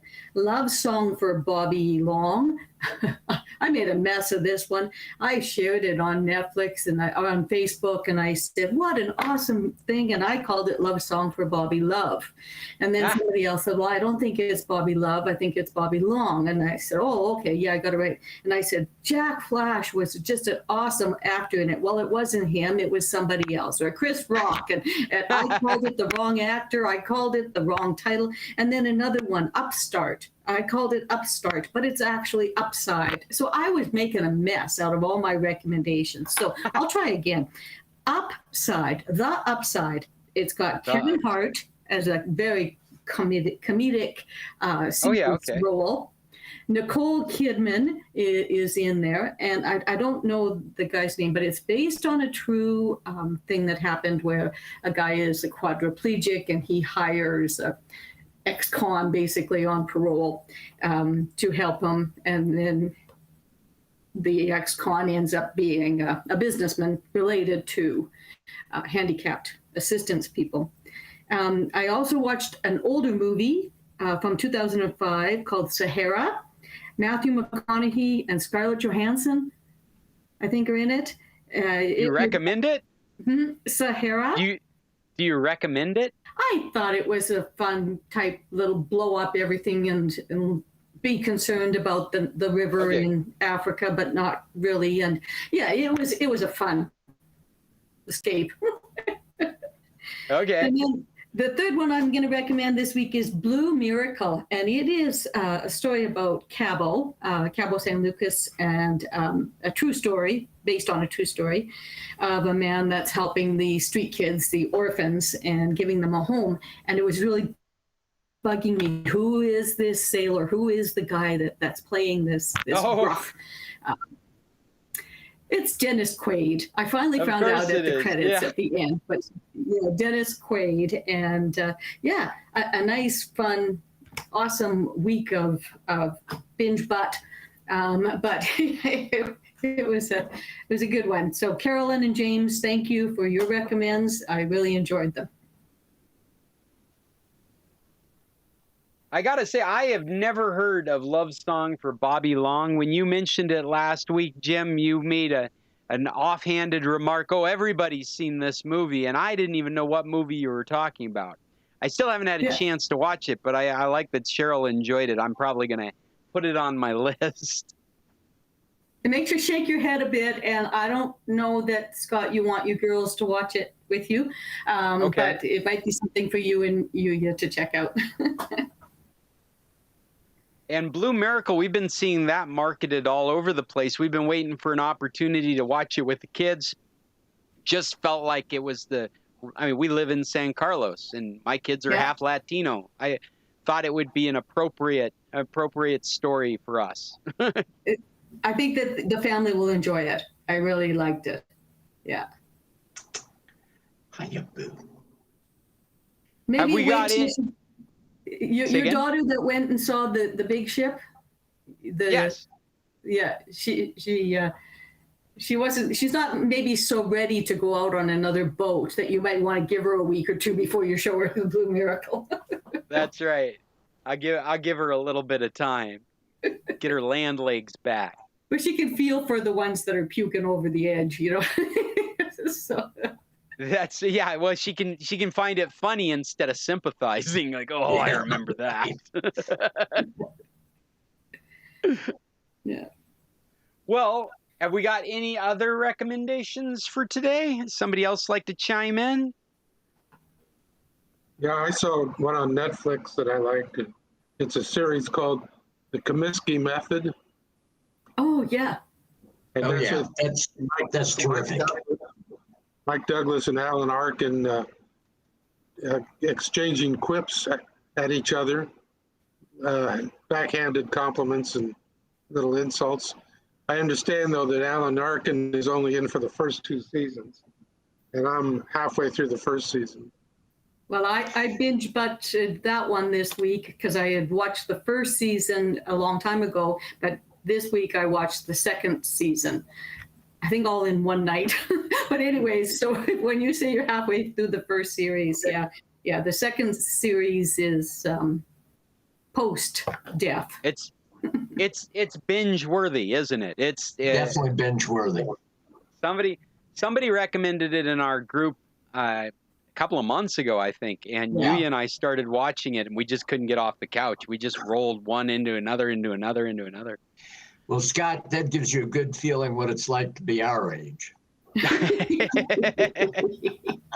Yeah. My kids and I were joking about, I was watching Star Trek on Netflix and I fell asleep on the couch, and my daughter woke me up and said, "Hey, Netflix is checking to see if you died."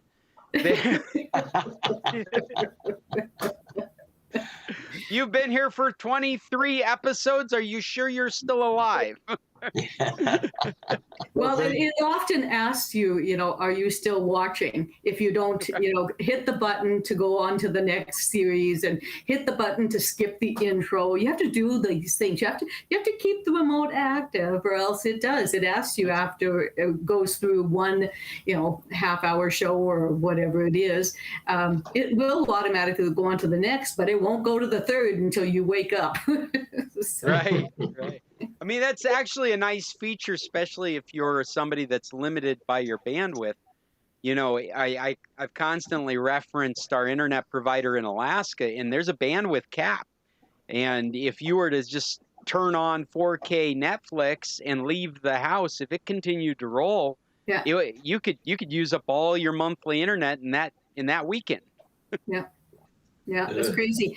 So the Kominsky one, I forgot about that. But I also watched season 2 of Who Killed Sara, which is the one I recommended a while back about a Mexican cartel family. And it's gotten a little bit, it's one of those where I'm addicted now, and I hate it. Telenovela. You're watching a soap opera with special effects. Yeah, it is a soap opera, and it's translated.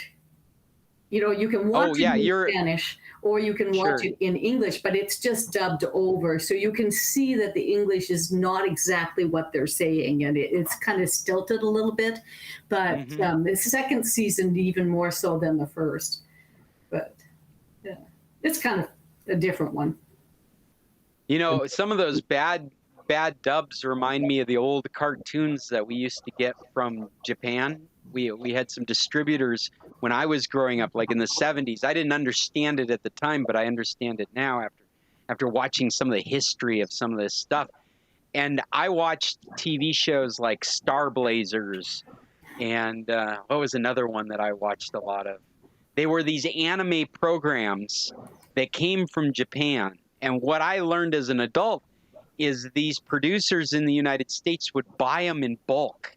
They would buy all this video in bulk, and then they would just cut them together. And I remember this as a child. You'd be watching one program, and all of a sudden you would see characters from another program in it. Or you'd see robots from another program, or vehicles from another program just show up. And not only would they interlace different things together to make an American comic, a cartoon, but then they would dub it over with their own message, their own story. So many times the story you're being told wasn't the story that was originally intended for these cartoons. Then in the end, it doesn't really matter, because the cartoons were always made to sell toys in Japan. And so whatever the story was, you're selling a toy.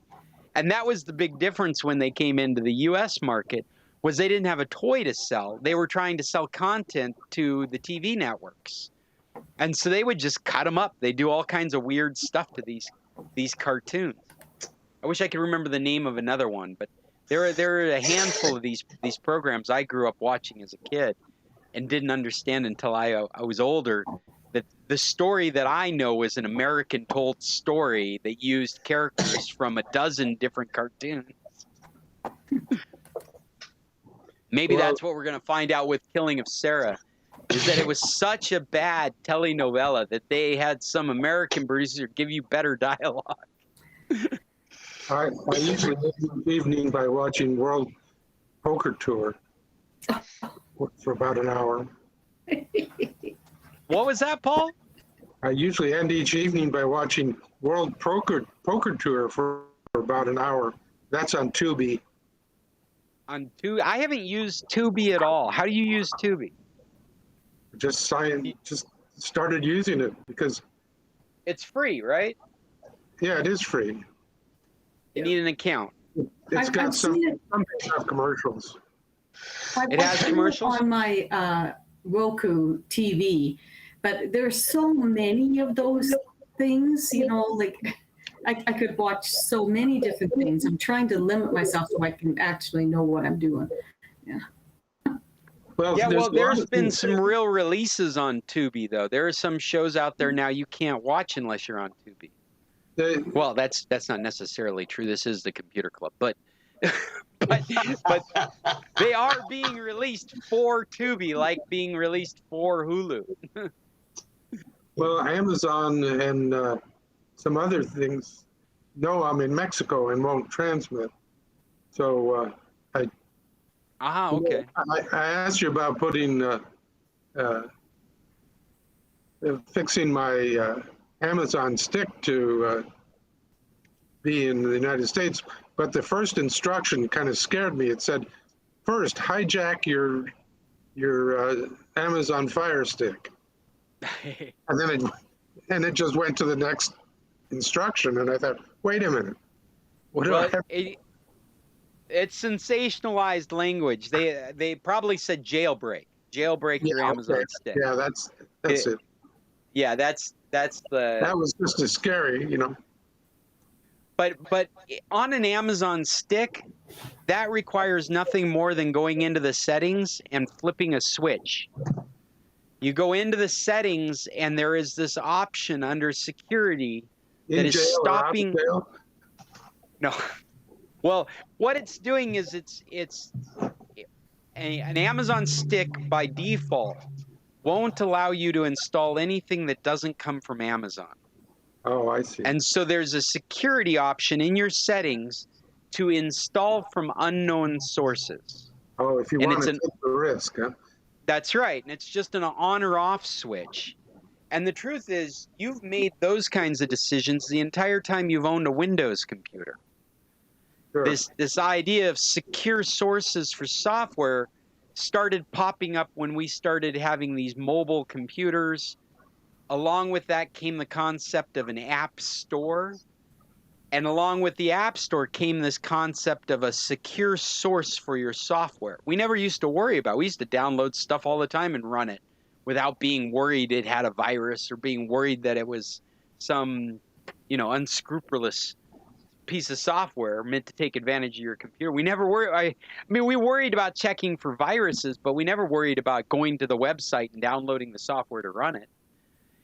That's where this concept comes from, are these app stores. The idea that they keep you in the app store, and what they're selling you by keeping you in the app store is they're selling you security. They've vetted the software. They've made sure it's secure. They made sure that it works well on your device. But that's it, Paul. And Jailbreaking under other devices could be like if you went to jailbreak an iPhone, that requires changing firmware and installing stuff and putting it into a mode that it can be compromised by software that's from outside the Apple Store. I would never recommend anybody in this group to worry about jailbreaking an iDevice.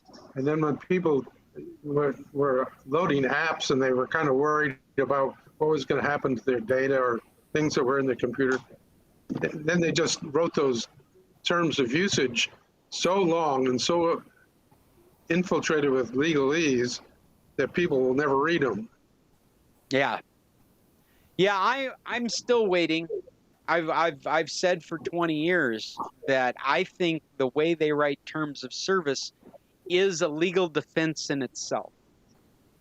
And I think that we will continue to move forward into a world where it's either going to have to become much more straightforward, or we're going to find ourselves in court going, who reads this?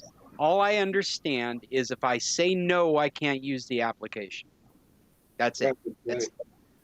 And so I still believe we're going to watch this all, just like what happened during the Obama era, and they redefined the way a credit card contract could be written.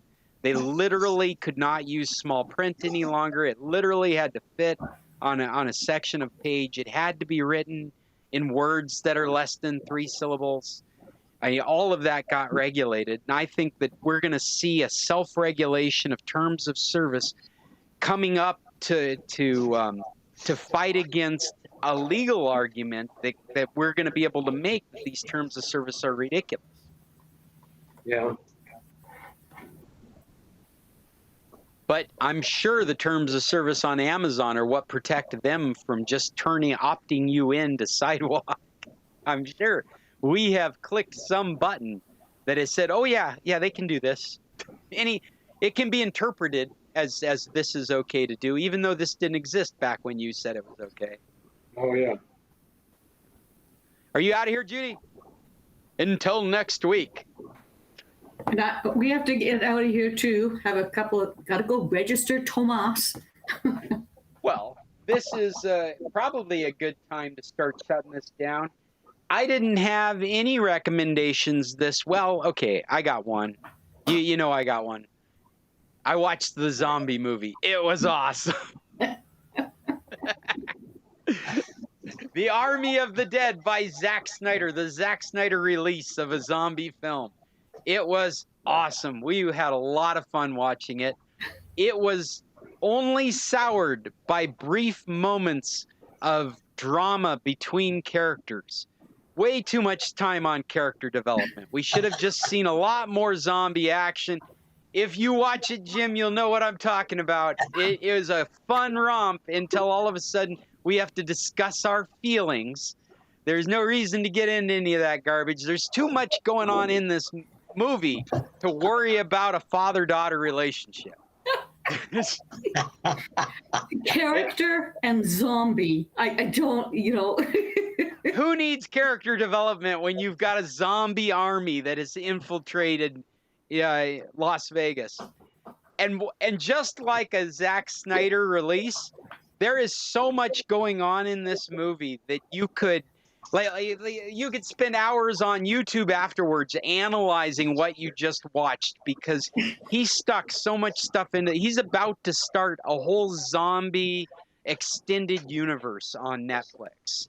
It's so obvious. What's already slated is an animated series that is the prequel to this movie. That tells the backstory. And in this movie, you come from Area 51. Of course. There's subtle hints of robot zombies. There's a zombie birth. There's different levels of zombies in this. In fact, what was really interesting about this movie was some of these movies, like they feed on each other, right? Like this movie is telling the story after the last movie. And this movie is kind of done that way. It's kind of done like the sequel, but there is no prequel. And so they spend like the first 20 minutes, 30 minutes of character development is just like providing the backstory of the movie before this movie you never saw because it doesn't exist. So it was a real interesting way to introduce the story. Like all of a sudden there's this group of zombie killers. You've never heard of them, but this is all the action that they did in the previous story that doesn't exist. Maybe it'll be in the animated series that's about to come out that's supposed to be a prequel to this. It's a lot. So I recommend Army of the Dead. If you're looking for a good, up-to-date zombie flick, this is it. I'll maybe share it with the family because they seem to like zombie movies. They had those carved figures on the back of one vehicle. You know, you have the mom, the dad, all of them, all 5 of them were zombies, even the dog. So yeah, so I'll share it with the kids. Yeah, okay, yeah. See you guys all next week. Okay, Cheryl, we'll see you later. Okay, and I can recommend one more movie. As far as do you have one, Jim? I won't speak out of turn. Oh, I'm waiting for yours. Oh, okay. I got one more movie that I never thought I was gonna watch. But the other day I was working on something and I'm like, I want something in the background. I'll put this on. I watched the last Rambo movie. Oh. The last Rambo movie where he should, he's retirement age. He should be in San Carlos on the beach. He shouldn't be fighting Mexican drug cartels, but that's what he's doing in this.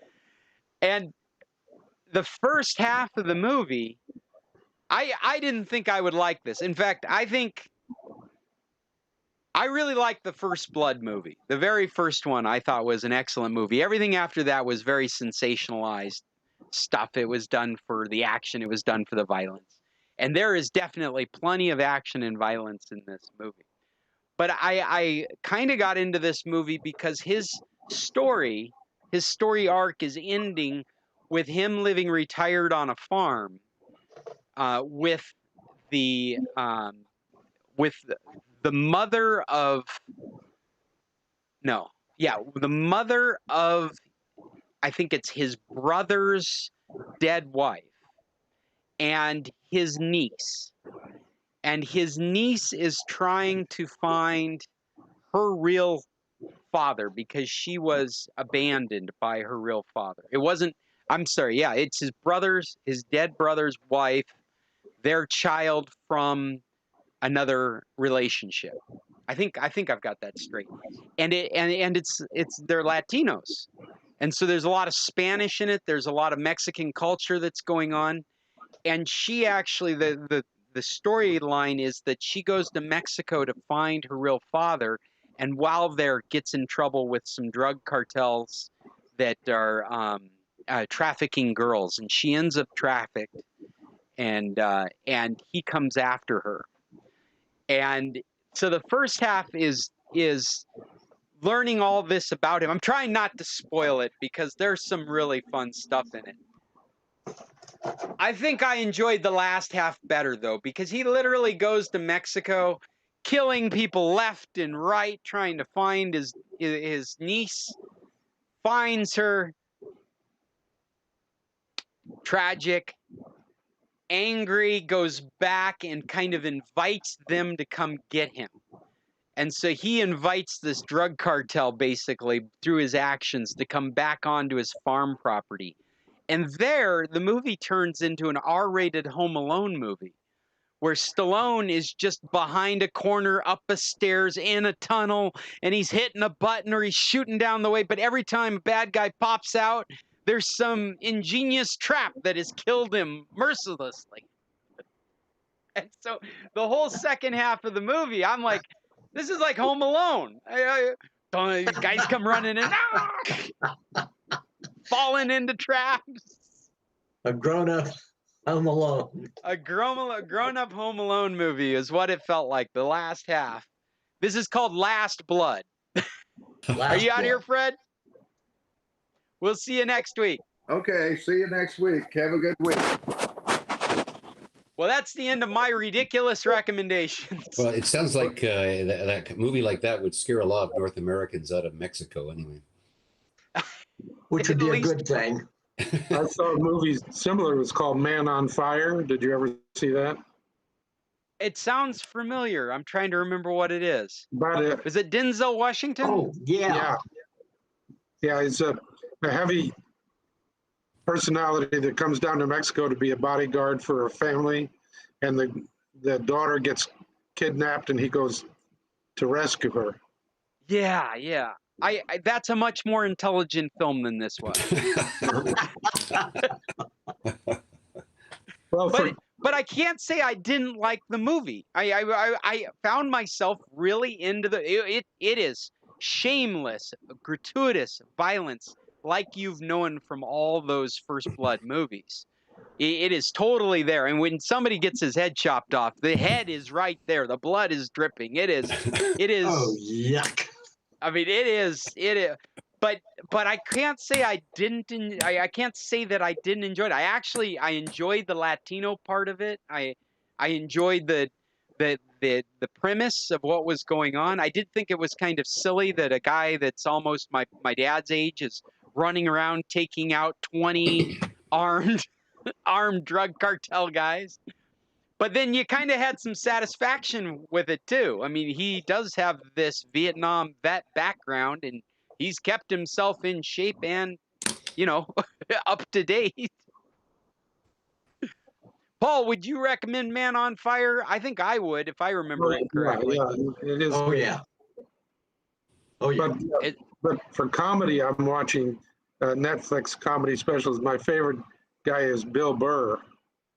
Oh, yeah. He's so you've been watching his Netflix comedy special. Yeah. He's a curmudgeon, he's bitter about everything, but he's very funny. Yeah, even more so now. It's he can't say anything without getting in trouble.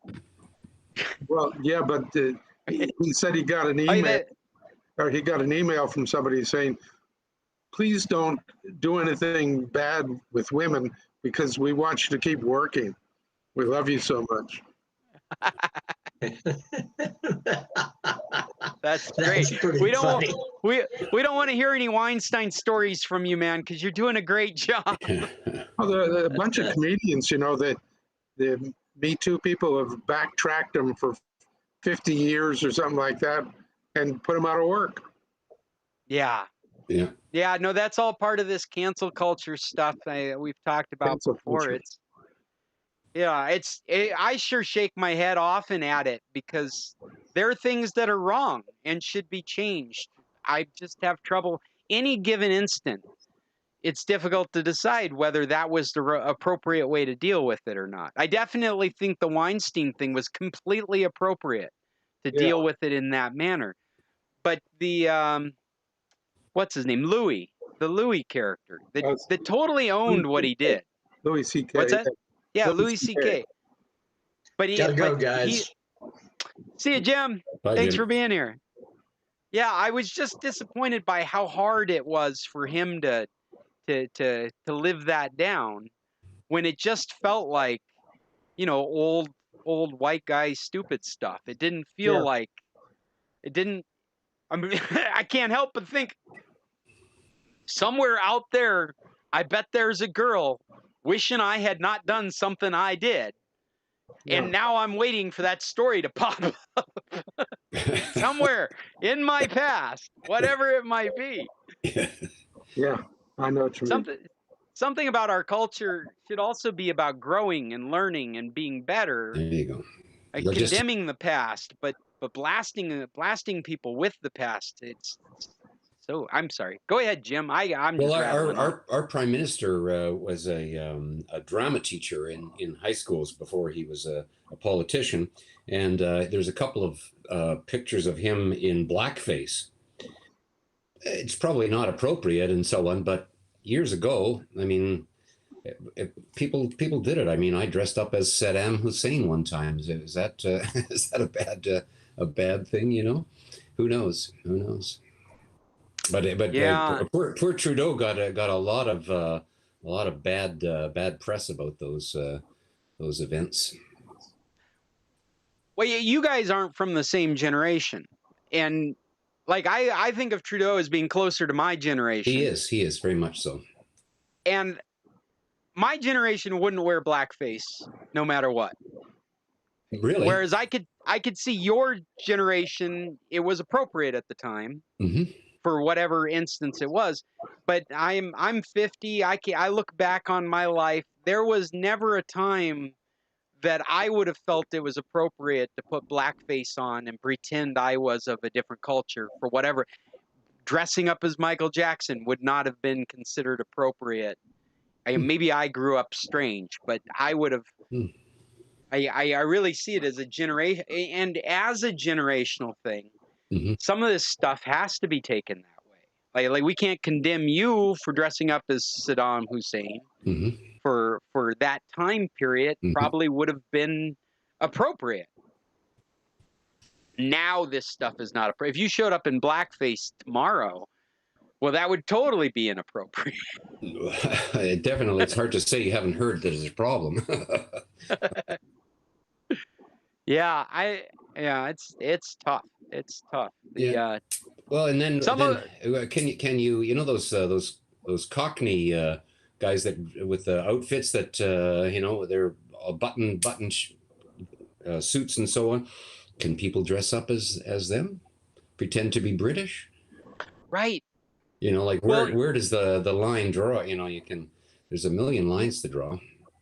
I got into a almost a crying fight with my daughter, my youngest daughter, a couple weeks back because she was on TikTok and she was making fun of a white girl that was wearing a sombrero and a poncho. It's celebrating Cinco de Mayo. And she's like, that's totally inappropriate. That's cultural appropriation. Yeah. And she shouldn't be acting that way. And she was mad about it. And I'm looking at it and I'm like, what's really wrong with it? It's racist. And she's given me the riot act. She's 13 years old. She's given me the riot act. And she's getting angry at me for not recognizing it and accusing me of being racist for not recognizing it. And I can't help but look at her and just go, I don't know. This sounds like a white person's opinion. This doesn't sound like something that Latinos are shouting out about. Not to mention Cinco de Mayo is an American holiday. It's not a Mexican holiday. It's recognized in the United States. It's never been recognized in Mexico as a holiday. Except in Pueblo. Right. Well, yeah, except for in Pueblo. It's the only place that it's recognized as an official holiday. Yeah. And so it really enlightened me to the difference in generations, the difference in thinking. I really felt like what was her offense is what she's been taught online. And I really feel like it was the gringo half of her. It wasn't the Latin half of her that was offended. Well, when a Mexican says, remember the Alamo, it means an entirely different thing. That's right. That's right. That's right. Remember when we won? that's the Latino side of things. Yeah, we remember the Alamo often. Yeah. Oh, well, it is a tough thing. This political correctness, I can see that there's a politeness about it. As a Canadian, we're really big on politeness and so on, but at the same time, to a person's just saying what they are, you may not think they're polite, but then you're making an opinion about the person. It's not like a cancel culture. It's just that, look out for this person. They may continue to behave in this direction. Anyway, I agree. In fact, a lot of times, and I try and teach my kids the same thing, is I keep my mouth shut.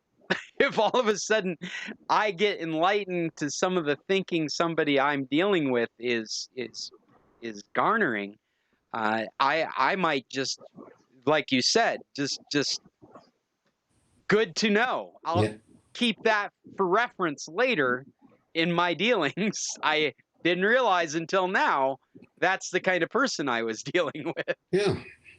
And to stifle the conversation is really, it's better to know. My conversation with my youngest, I was really playing devil's advocate with her to see how she would react. And we had a couple of conversations afterwards, just making it very clear to her that if you're strong in your convictions, then you should be able to hear the pros and cons of whatever opinion it is that you've formed. If you're strong in your convictions, then they'll stand up against arguments. You'll have well thought out arguments that defend the position that you've decided to take. Yes. And you shouldn't. I think that's important. I watch Fox News sometimes, to see what it is, how they interpret what I'm looking at.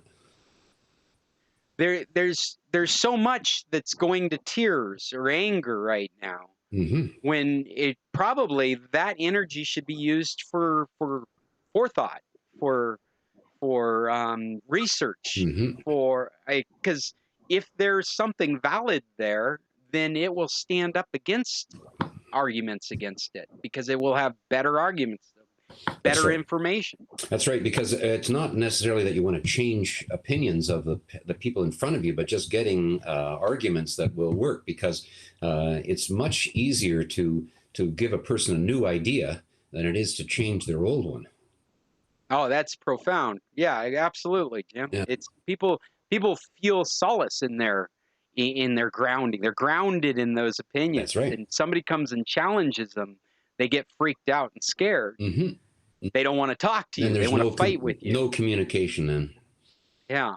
And that's kind of the experience I was having with my daughter. And since then, we've had a couple of different conversations where I'm sorry, I must be bleeding through somebody's speakers. Oh, maybe mine. We've had a number of different conversations now where it's like you should invite the counterpoint. You should be checking to see if your thinking is sound. You should feel comfortable with other people's opinions and other people's facts. They may actually have better information than you do. And if that's the case, you should apply that to your thinking and not be scared of changing your thinking. I've found in some conversations that go over a long period of time, when you can make a basis of agreed upon facts early without trying to go to conclusions right away, until finally you've got a bunch of agreed upon facts that actually contradict their conclusion, is sometimes an interesting way to go. And then you say, okay, well, if your conclusion is not right, then what would you suggest as an alternative? And of course, you don't jump just to yours, but let them. So maybe there's some place in between that they'll come to, or whatever. And maybe it's comfortable for me too if they can come to something that's less extreme than what they had to begin with. Anyway, that's just it's an interesting thing, because my God, there's a variety of ways to live and ways to think in this world. I really give a lot of respect to my parents for being real travelers when we were growing. They made travel such a part of our education. I don't think I would have as much of an open mind for other cultures if I hadn't spent so much time living amongst a variety of different people. I might have said on this platform before that one time I was with my mother and her friend and the friend's daughter, and so the daughter and I were of the same generation. And in the midst of this conversation, my mother's friend said, "Well, you take your average person," and the daughter turned around and said, "Mother, you don't know an average person." being an officer, a military officer's wife, it was probably true. Well, Paul, you got anything to chime in with? yeah, I was just wondering if BB is sensitive to singing an American song, an English song. I'll bet she does Right. that. She does, and I gave her some other examples. Like I kept asking her, I've adopted a style because I'm balding of wearing a skull cap. My skull caps are modeled after the kufas that the Muslims wear. Am I being racist by wearing my cap? Because I mean, I definitely am not intentionally being racist. I'm not trying to appropriate their culture. If anything, I appreciate the style, even though I'm not of the same religion. Well, and how did she relate to that? She said absolutely not, absolutely. And then I used an example of what about at St. Patrick's Day when we're all drinking green beer and eating cabbage and corned beef? Is that being racist? I mean, all these people, you can bet they're Latinos drinking green beer on St. Patrick's Day, and your mom puts up all the St. Patrick's Day decorations in our house to make it a fun day of celebration. Are we being racist and culturally appropriating that? And she had a very firm opinion that was not the case. But for some reason, this idea of a poncho and I mean, to be fair, it was a very white girl with very blonde hair and blue eyes, and I really think that's what set her off. Was this very white person dressed up in a poncho and a sombrero. If she darkened her face up a little bit, and yeah, right, that wouldn't be racist. Well, I also use the example of the Computer Club. I like to put a sombrero on my logo on the Computer Club. Is that racist? There you go. Right? Mm-hmm. But there are rubias in Mexico. Oh, absolutely. There are, yeah. Yeah, my eldest daughter's one of them. And if you go up the coast on the shortcut road to Kino Bay, there's a little corner grocery store, and you go in there, and it's a family of blue-eyed Mexicans.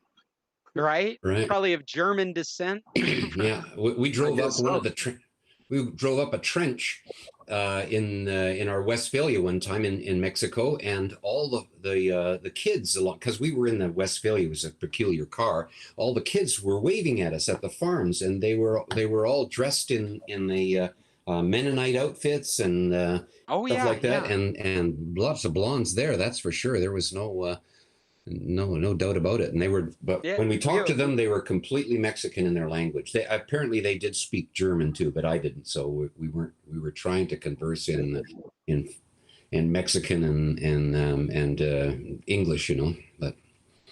Yeah, I think that what we're dealing with right now, right at this moment, we're dealing with the generation of outrage.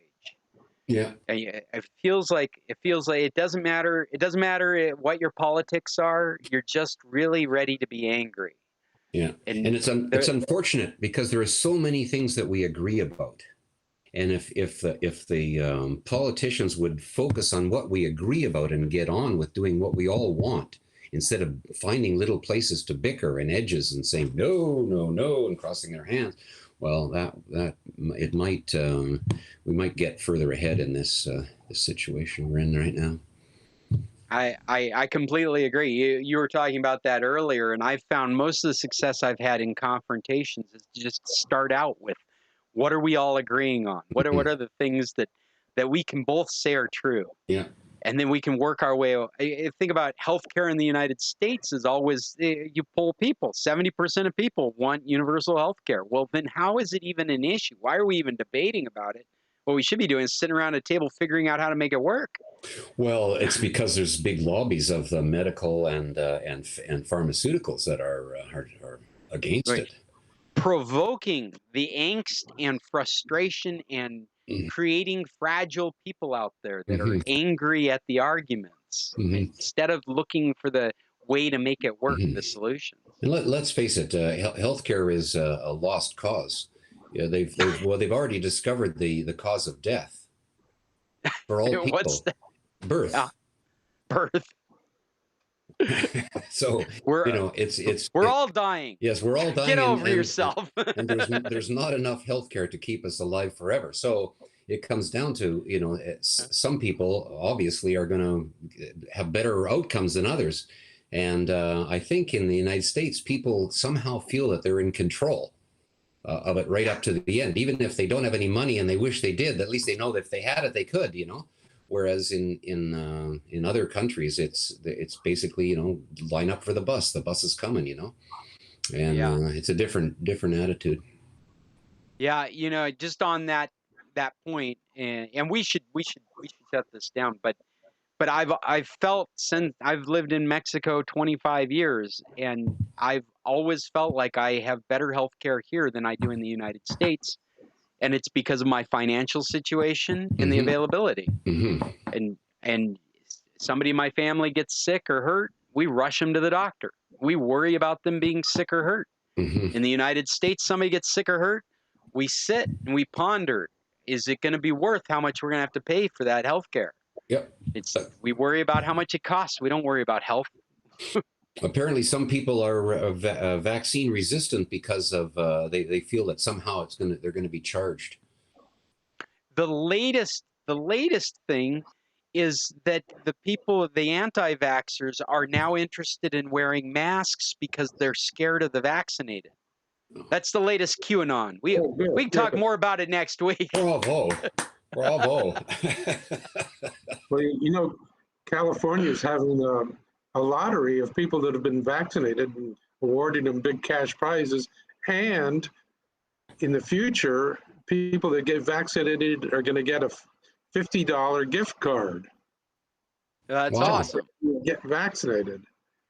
Jeez. I've always felt like they. Go ahead, Jim. Well, it harkens back to my uncle's story about how he didn't like the soup. So his mother said, "Come on, we're in a hurry. You got to get back to school after lunch. So here's a penny to eat your soup." So he took the penny and ate the soup and went back to school. Well, the next day he wanted a penny for his soup, to eat his soup, So, if you start paying I've people always felt like the vaccination should be associated with activities, because everybody's in such desperate need to get back to doing activities. I felt like we should have been set up to do vaccinations at Semana Santa this last year. It's like, let's just stop talking about trying to keep them out of town and just set up a tent. And if you want to come into town, you got to get vaccinated. Yeah.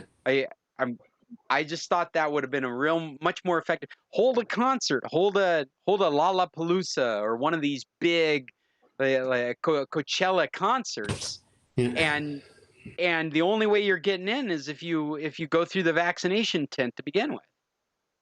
Or just shoot them in the arm out the window. Yeah. Or we could use some of that military surplus that they sell the local government to sit up on the police roof and shoot darts of vaccine at people as they come by.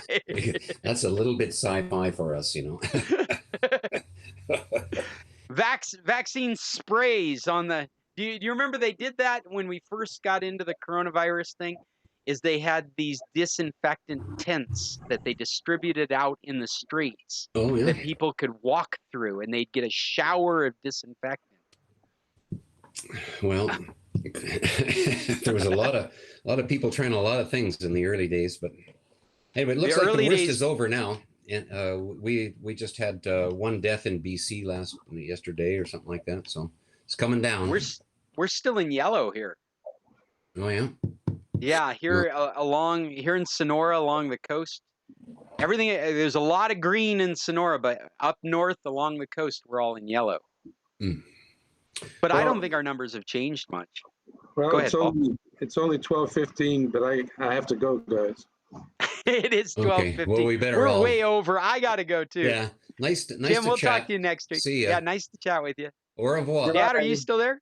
Goodbye. I'm still here. All right. Well, you were really quiet this time.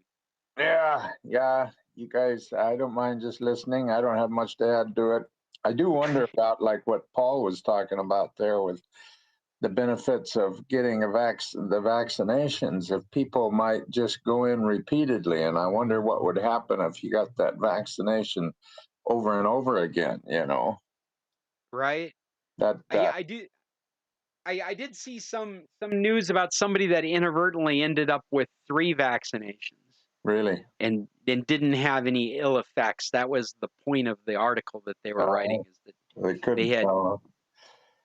So And I wanted to kind of have a chance to talk with you for just a second. I've got a couple things I know you don't want to deal with them now, but I'd like to have a little time Wait. with you on the well, computer. Pop, can I just say goodbye to our meeting, and then I'll turn Oh, this sure. streamer off and we Go can right have a ahead. conversation? This is Scott Stimson from International Computer Solutions, still here talking to my dad, and we're going to go. I hope you guys all have a good week. We'll talk next Tuesday. Until then, tech on. And I'm going to stop this stream. Start that.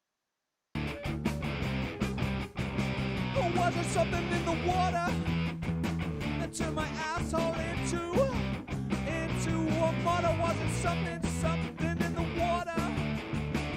Gave me problems south of the border. I lived on saltine crackers, slow rest of my maracas. Turned my asshole into a split pinata. Si, senora.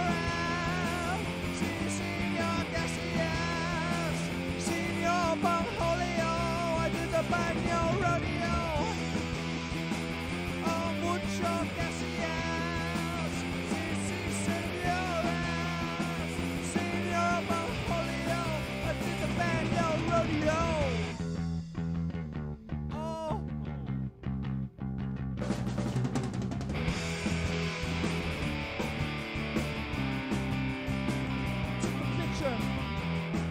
Took the picture of your mama.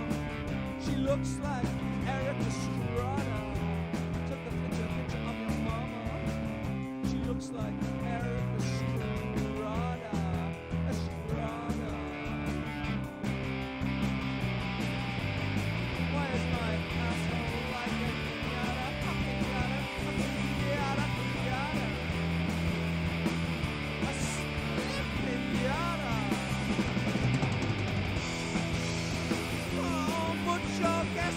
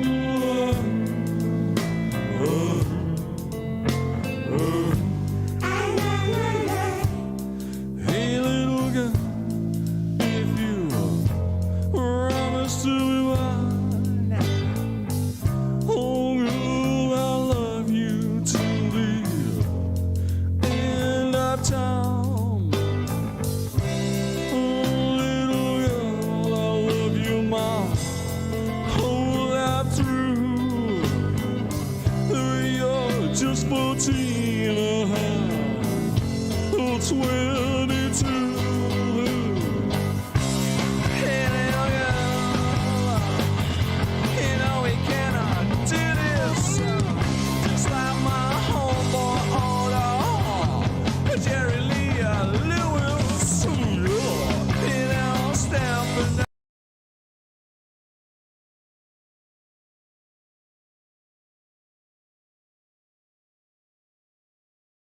Oh, baby, no spiding and a busting. Just when I